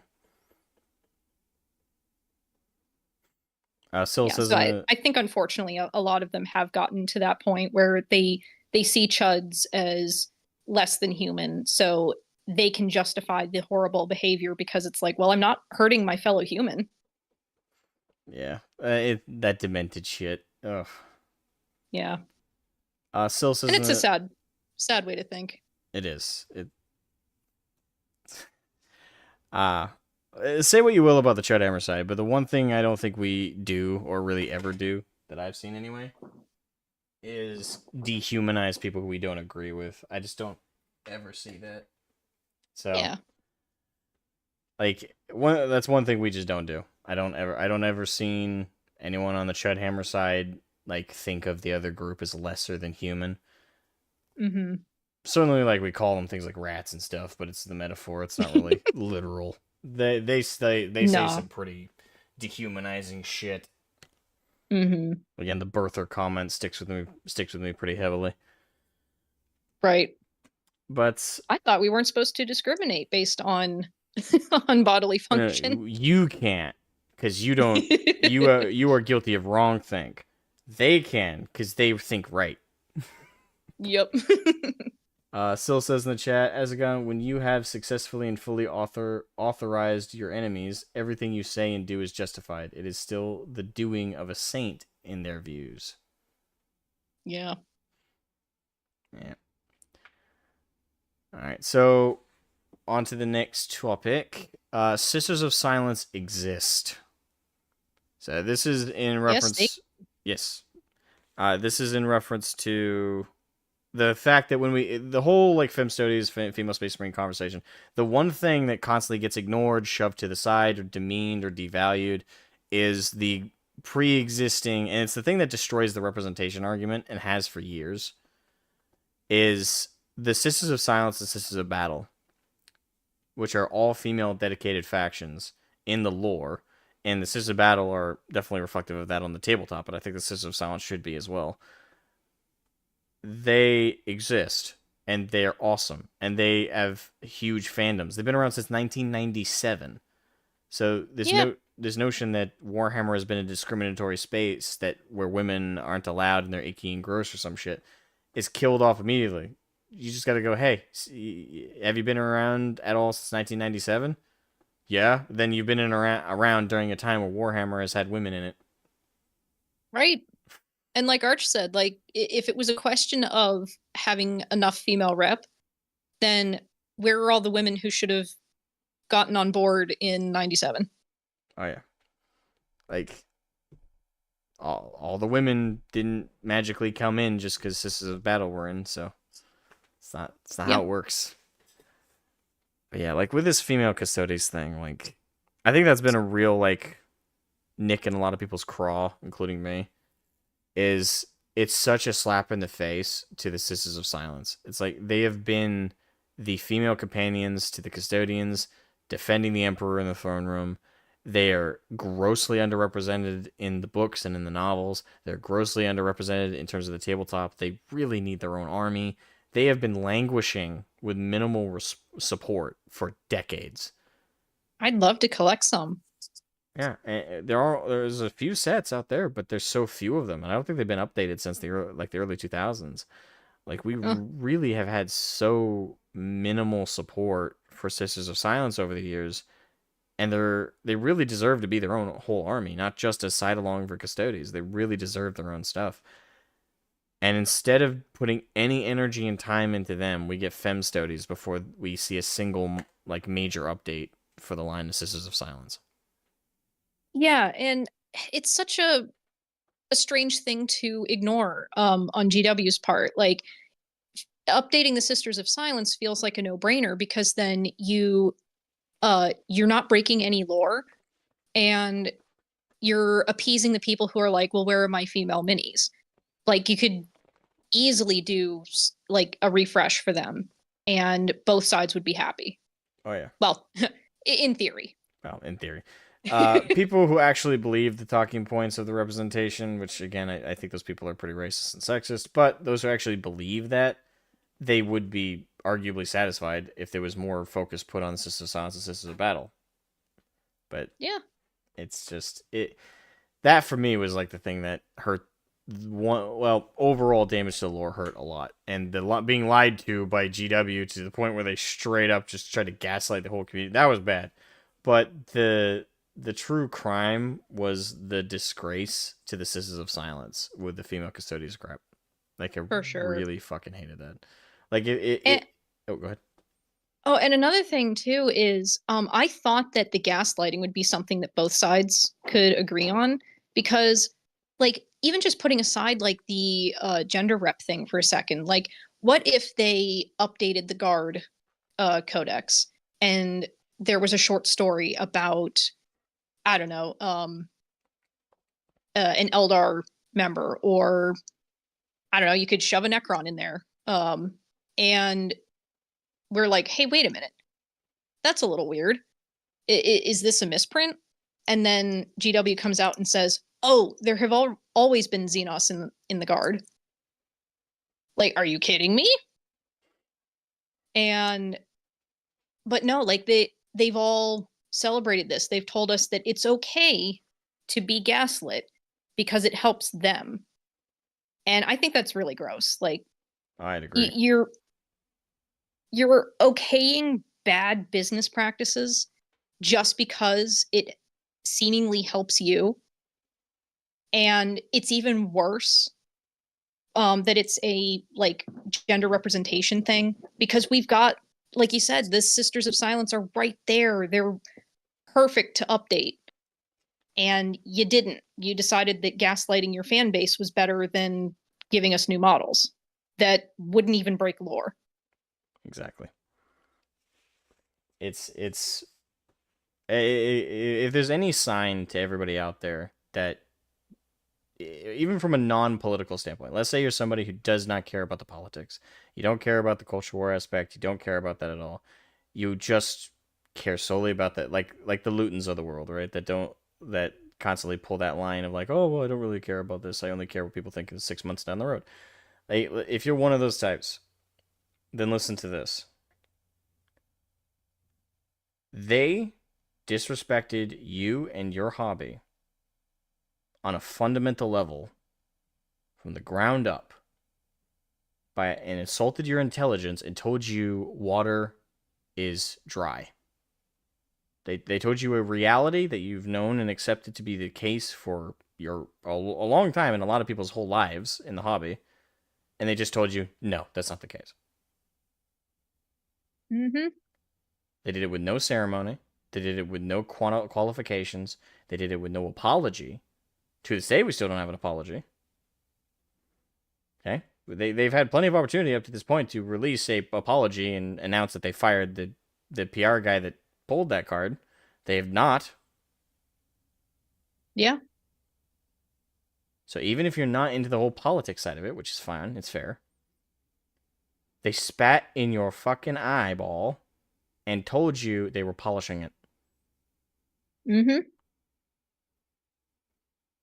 So if you have any basic modicum of self-respect, that alone should justify a boycott. Again, even if you don't care about the politics. Yep. So that is something I definitely stress to people.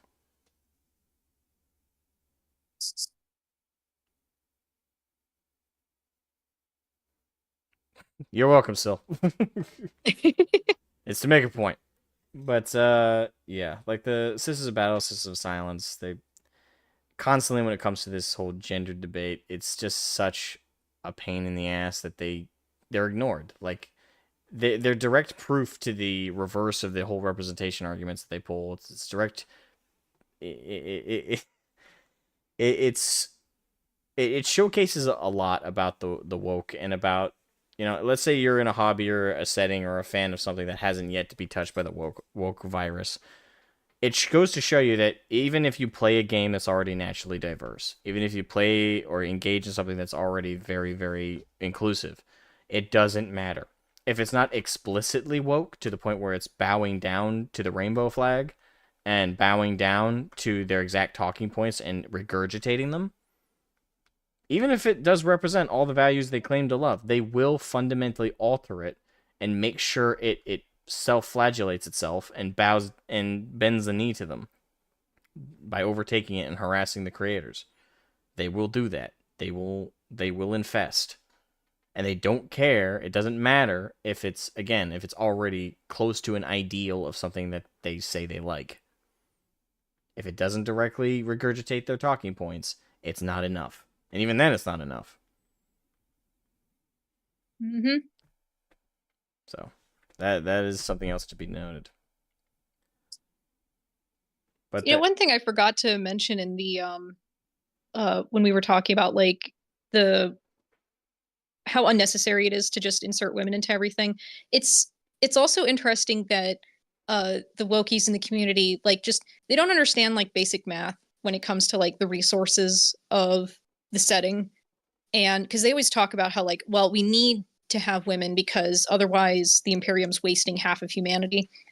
And that's so disingenuous because like even if you did get the like the gene seed or whatever to work, um it's still not going to work nearly as often as it does the men. Like I made the comparison once that like, let's say you're throwing a party and you're getting balloons and you're trying to get balloons that aren't just going to pop the minute they're roughhoused with. You're ordering, yellow and green. Yellow pops like 3 out of 5 times when roughhoused with. The green balloons pop 4 out of 5 times. Well, let's order just yellow to raise the chances of success. And then somebody comes in and is like, what, do you hate the color green? And heck, like, we know that blanks can be male and female.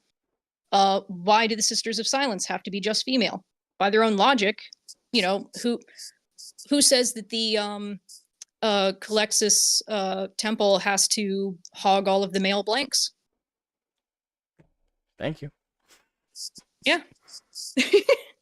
Like, it's okay for factions to be monogendered. Like, come on. Yeah. And it hasn't been a problem for decades. It didn't prevent Warhammer growing to the size that it is now. Right.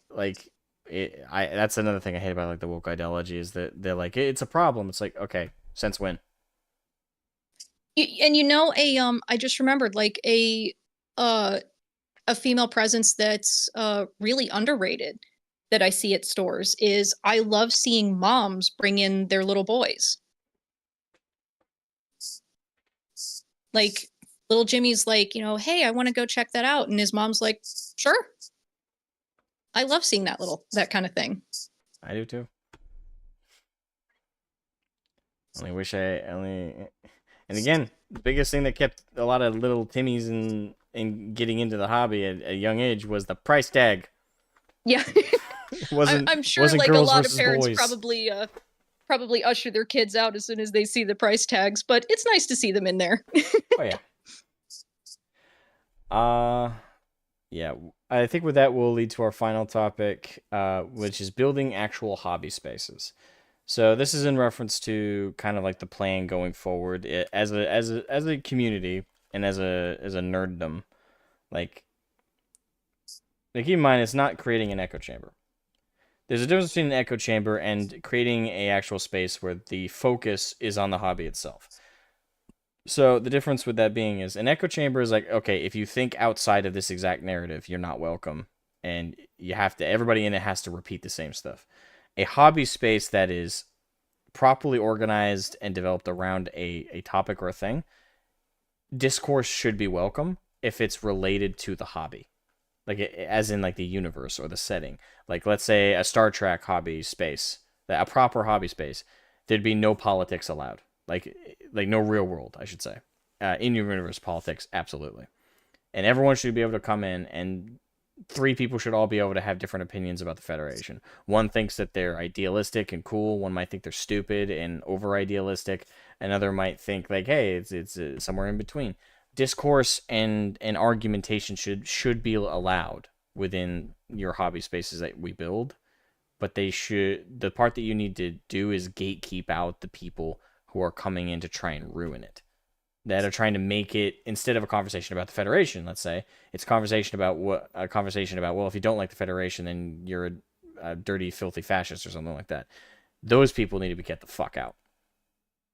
Mm-hmm. So, going forward with building hobby spaces, what is something that you are doing? It doesn't, and again, I don't know if you're actually trying to build one or you're just part of one and you're trying to maintain one, but like, what are you doing right now in regards to like your hobby space?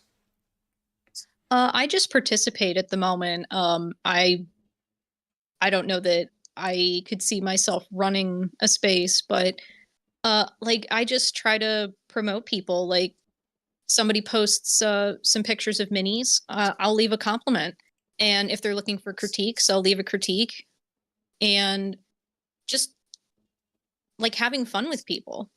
It should be as simple as that. Like, we're all here to sort of check our baggage off at the door and just participate in this shared interest, whether it's painting, whether it's the lore, or even people who only participate with the video games. Just being kind to each other, none of this like they were talking about in the stream that this is sort of a parody on, like the social engineering aspect of it. Like, I do not appreciate this notion that we have to like check on people, that we have to vet their ideology in the sense that like they need almost a background check. Like that's really scummy. Like, Yeah. we're here for the hobby. Like, if I don't always agree with Stone Toss, but if I hear that somebody's a huge Stone Toss fan, I don't care. If we're just here to talk about like what our favorite Space Marine Legion is or something, like that's cool. Um, we're both here to just have fun. If someone else I know has, I don't know, whatever the latest like country flag or whatever in bio, I'm like, as long as you don't bring it up while we're talking about Warhammer, you do you. I don't feel the need to sit there and try and fix you before you're allowed to talk to me about Warhammer.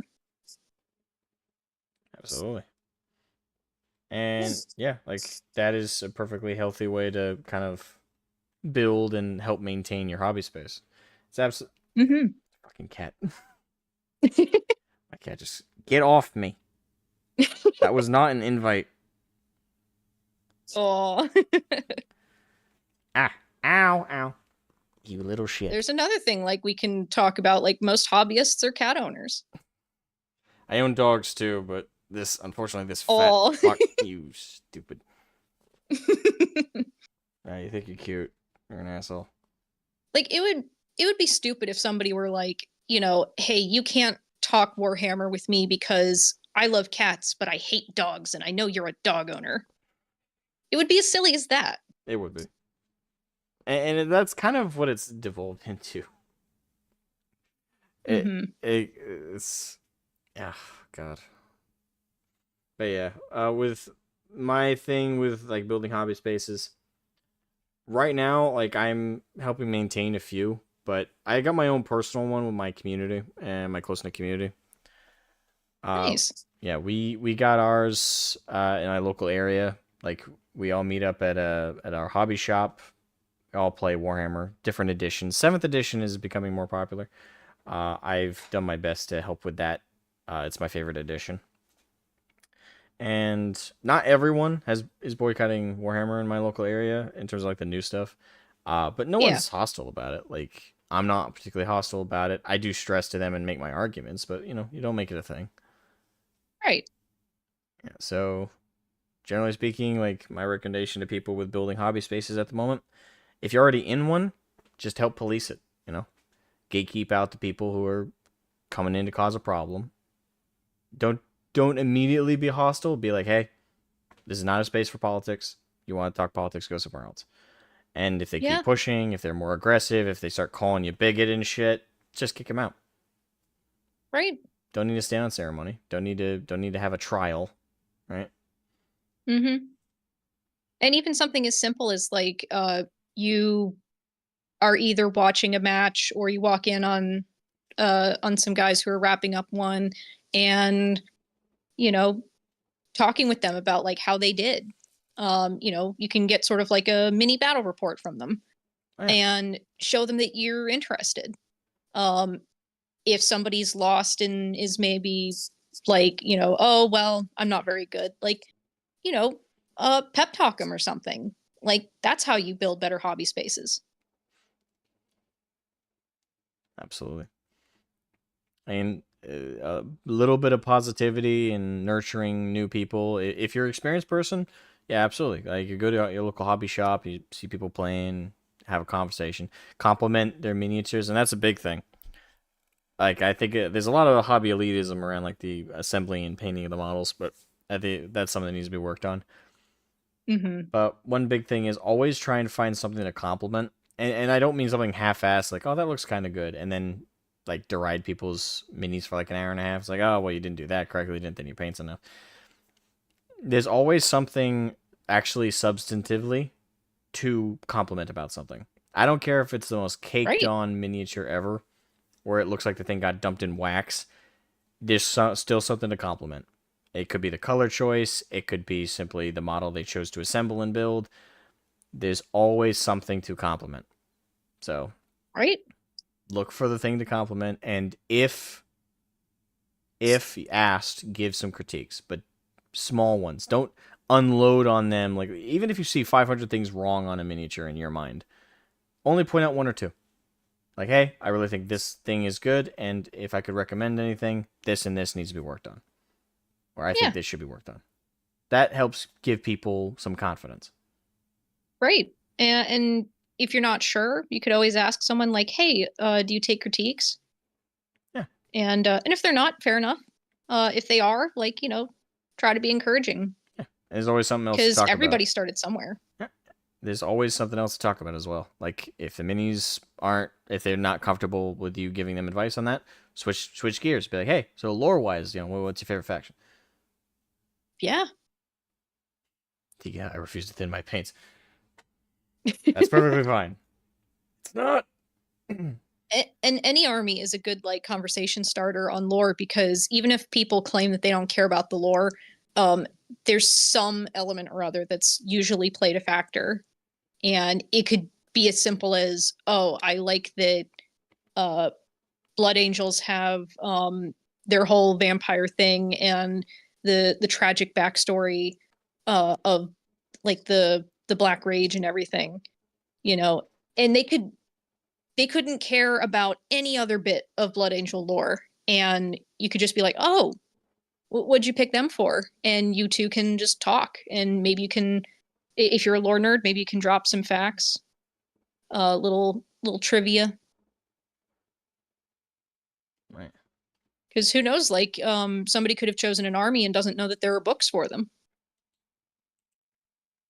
And it's certainly not in a like, oh, we must educate people kind of a way, but like um for a long time I thought that the only books written were for Space Marines. I didn't know that they had Xenos books as well. And I'm glad that I talked to people, because it probably would have taken longer for me to find them. Oh yeah. I when it came to like researching my lore video on the Necrons, it took me a while to look around. At first I just started with a codex, but then I like branched out and I found out about the Twice Dead King, found out about a couple other novels, read into them. Mm-hmm. It is a lot of how you find out about these things though is just simply talking to other fans and being like, hey, I haven't really read any books on this. Are there any? And it's like, yeah, there's.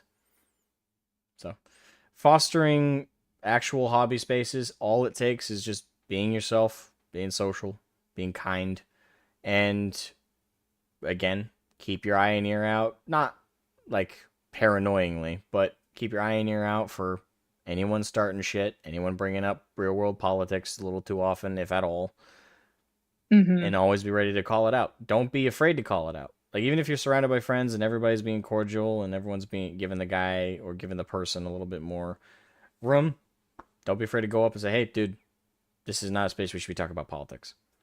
And even if the Right. like other people are like, hey, well, I don't really mind. It's like, yeah, but I do. And I think, if you guys want to talk about politics, that's cool. But can you guys both like take a step away from the tables? Maybe, talk about it after your game. It's and not in relation to Warhammer, preferably. Like, talk about it Right. in a different context, please. We Don't need. get enough of it online. Oh We yeah, get enough of it at work, and it's bad enough as it is. Just take it to another spot. yeah, Yeah, it's escapist for a reason. absolutely. Well, that is all I had for the interview. Do you have any questions for me or anything you'd like to bring up or anything like that? Not off the top of my head. All right. Chat, if you guys have any questions I didn't think to ask the lovely lady, throw them out now or forever hold your peace. Or give them a small minute to write up any questions. Hit me, chuds. Don't try and hit me, hit me.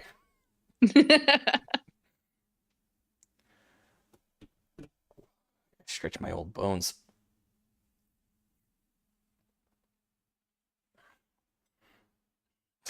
What is 2 plus 2?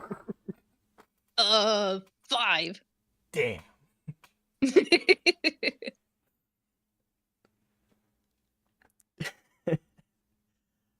Well, if I speak my truth, it's a 5.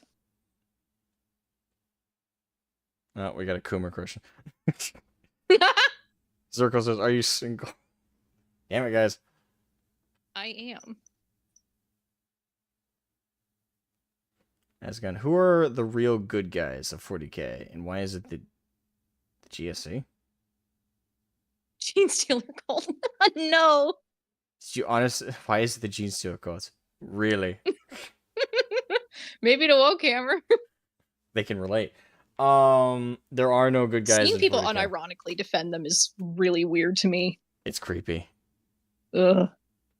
It is very literally. It's a cult of brainwashed, mutated people that are part Tyranid. Ugh. What a faction to support? like defending orcs makes more sense. The thing is, orcs at least like you can make the argument. Well, they're dumb. I'd rather be crumped by an orc than ever meet a Tyranid. Oh yeah, like one of the least worst ways to go. Orcs, because what are they gonna do? They're gonna squash your head. They're gonna punch you to death. Like, at least it'll be fast. Yeah, like they'll usually just do that crap, right? Like there's on the rare occasion they take slaves and they do some pretty horrendous stuff there, but that's extremely like let me put it to you this way: to get taken as a slave by an orc, your luck has to be like -50. Oh my gosh. Like the orcs way prefer to kill. Like the chances of you being taken as a slave, so minimal. So yeah, like orcs probably a good way to go. Tyranids, they'll eat you and consume your biomass. Kind of freaky. Ugh. But still not the worst way to go. Usually that's fairly quick. Probably the worst ones to fight is the Dark Eldar. They're the oh worst. my gosh, yeah. Because they won't kill you. They'll actively try not to kill you. No, if I was in 40k and they showed up, just no, I'm out. Yeah, that's a I'm out. I'm good. Just throw myself in front of a bus at that point. It'll be quicker and less painful. Michigan Yankee says, "Why Necrons? Thoughts on Thunder Warriors and why are they the best?" You are really like stroking the Thunder Warrior dick today, my man. Damn. So yeah, why Necrons? Why were they the thing that drew you in? Oh, I just like anything sort of skeleton themed. It's just really fun. That is fair. And I was also just really fascinated by the idea of this this society that could have had it all had they just made different choices and could have been like the dominant life form in the galaxy, and just they did not have good luck at all. And just you could be inhabiting one of their tomb worlds and not even know it, and all of a sudden you'll just like you'll hear spooky scary skeletons playing and you're doomed. Spooky scary skeletons and shivers down your spine. Imperial Guard Regiment. Ah, fuck. Right. We're gonna get de-animized. Rattle 'em, boys.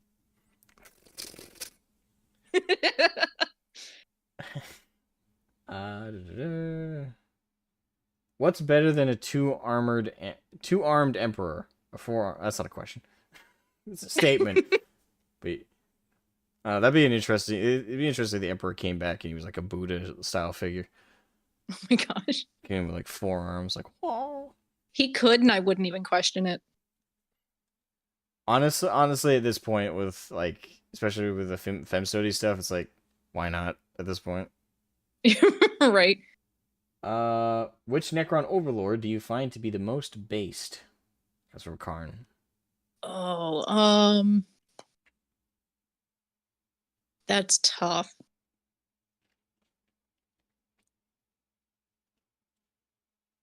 I'm a bit more of a Silent King stan.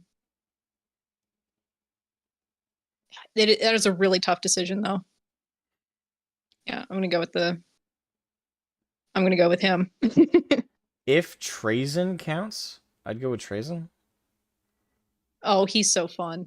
He, The only reason I don't choose him for like any Necron questions is because I'm like, well, everybody likes him. yeah, well, It feels like the easy answer. when people ask me to like, hey, if you could like comically like summarize who Trazen is, I'm like, he's Skeletor with a collection fetish. Exactly. He's a hoarder. He's a hoarder Necron. I love whoever they got to be his voice actor in Warhammer Plus. Like I'm not subscribed it. And Yo ho, me hardly it's yo such ho. right. But I just love whoever they got to voice him. And I'm so disappointed now because I'm like, I really want more content now with that actor, but I I also don't want to support GW right now. Yep. Zirkle asks, old Krons or new Krons? In terms of like before their lore was ironed out. Yeah, I think that's typically the divide.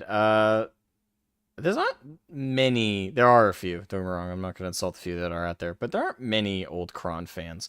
Because to be fair, like what differentiates new Krons from old Krons is substance and lore. Old Krons were just Terminator ripoffs. Like Yeah, there wasn't much more to them than that. I am a fuddy-duddy when it comes to like preferring it like the old thing over a new thing, but with Necrons, I kind of like how they are now. Karn says Azragon, she needs to check out Zondrek. He is an awesome Necron overlord. Ooh. I think I've seen his name. I think I've seen his name too. I'm trying to remember off the top of my head. You know, and I harp about this a lot on online. So people are probably tired of me mentioning it, but like what cooler way to get female rep on the tabletop than to make a model of Zunbakir? Like she would have been awesome.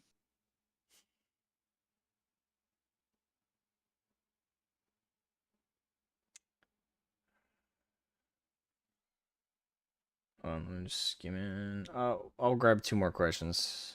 And we'll wrap up. Hey, hold on. Is this one a question? I don't know.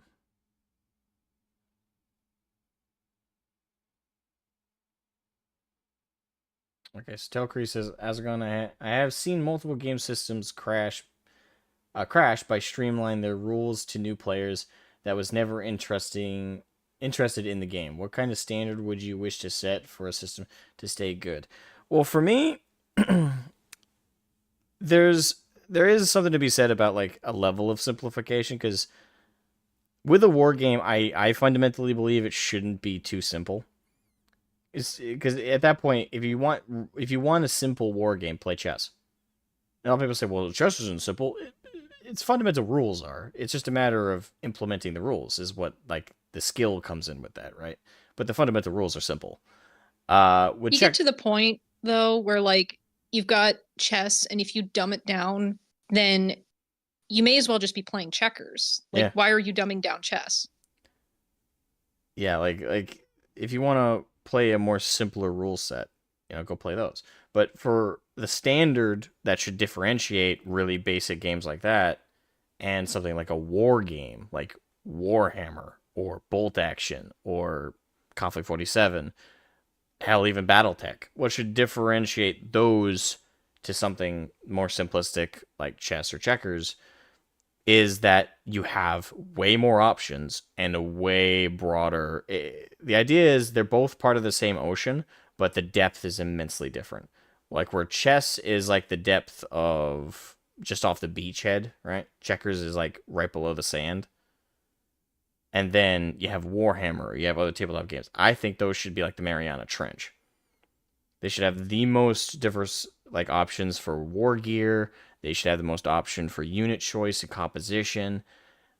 The only thing that should really like be similar is the core rule, like the core rules, like the phases of the game, the turns, like the phases, all that should be the same, but everything else should be like wildly different. It's what gives the identity behind the factions you pick the identity, right?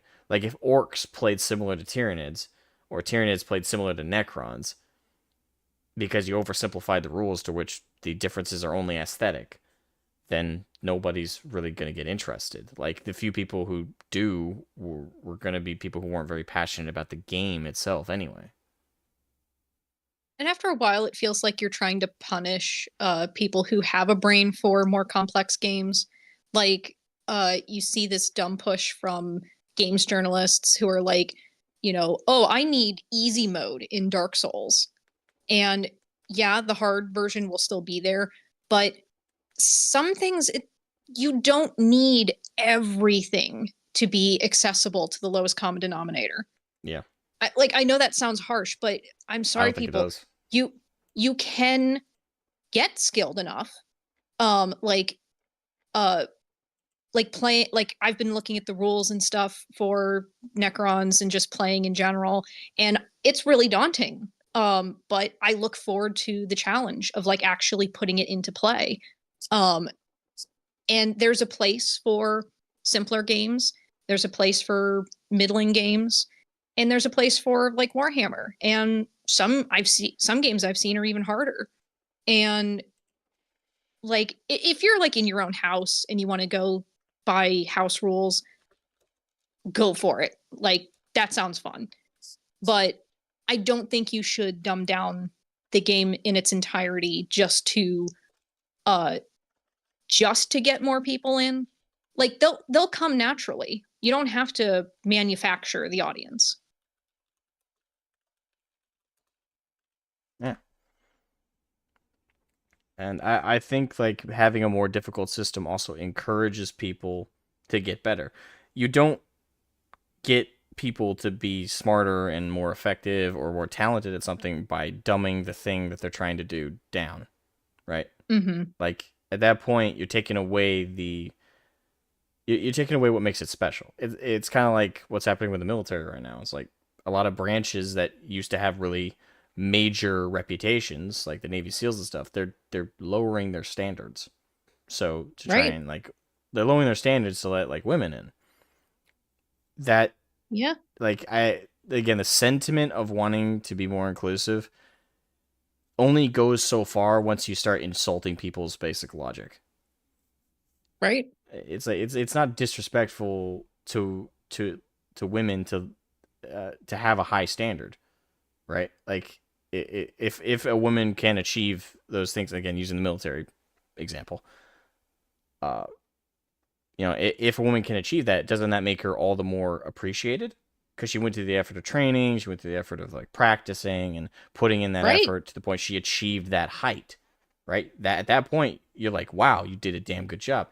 And in tabletop gaming or in gaming in general, if games like Dark Souls or Elden Ring added a difficulty slider section thing, if they added that, that would be a huge disrespect to the concept of the game. The concept about those games is that they're super, super, super difficult, and that it's all about you adapting and getting better.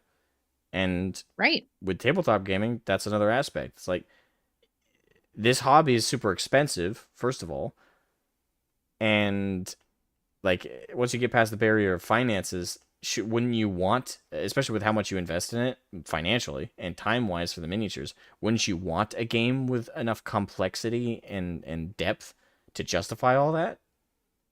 So Right. if you spend like $100 on 10 minis, you put them together, assemble them, you get an army together, and then you go to play the game, and the game's like checkers.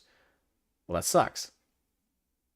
It Yeah, like think about devalues how it. satisfied you'll feel when you work at it and you beat it. Yeah. So. And it's okay to stumble in the meantime. Absolutely. Now, there is something to be said about the game being too complicated in certain regards, to the point where it's less about taking away options, and it's more just there's confusing or overlapping rules.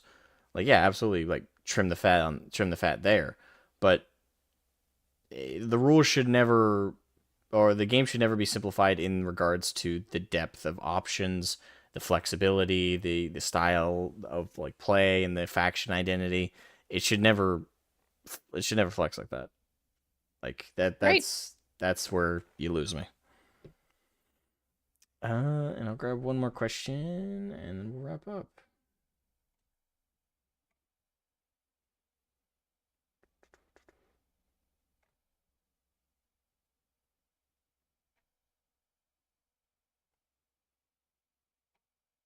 Hmm.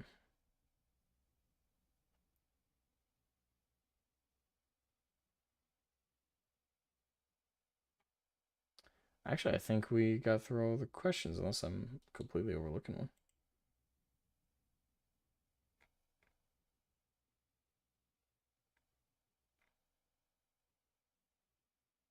No, looks like we're good. All right. Uh, well, thank you so much for coming on, Lady Runesong. I greatly appreciate you offering your time to have a nice, fun interview. It was wonderful talking to you, as always. Yeah. Thanks for having me. Absolutely. And thanks to everybody who came in and donated. Much appreciated. Great thanks to everybody who left a like on the stream, came in and chatted with us in the chat. All of you guys are amazing. We greatly appreciate it. I don't know how often I'll do a Super Based World episode. Again, each one is going to be a dedicated interview with someone. It's not just going to be restricted to like big content creators or anything. It's just anyone that, they might have something unique to talk to me about, and they might have a specific like angle of perspective. Uh, and I already got Miss Warhammer 40k interested, so that might be a potential one coming up. But generally, won't promise a certain level of regularity with the show. I don't want to do an episode where I don't have a guest on to interview and talk to. So thank you all again for coming. Very much appreciated. And I will catch you guys next time. Bye bye.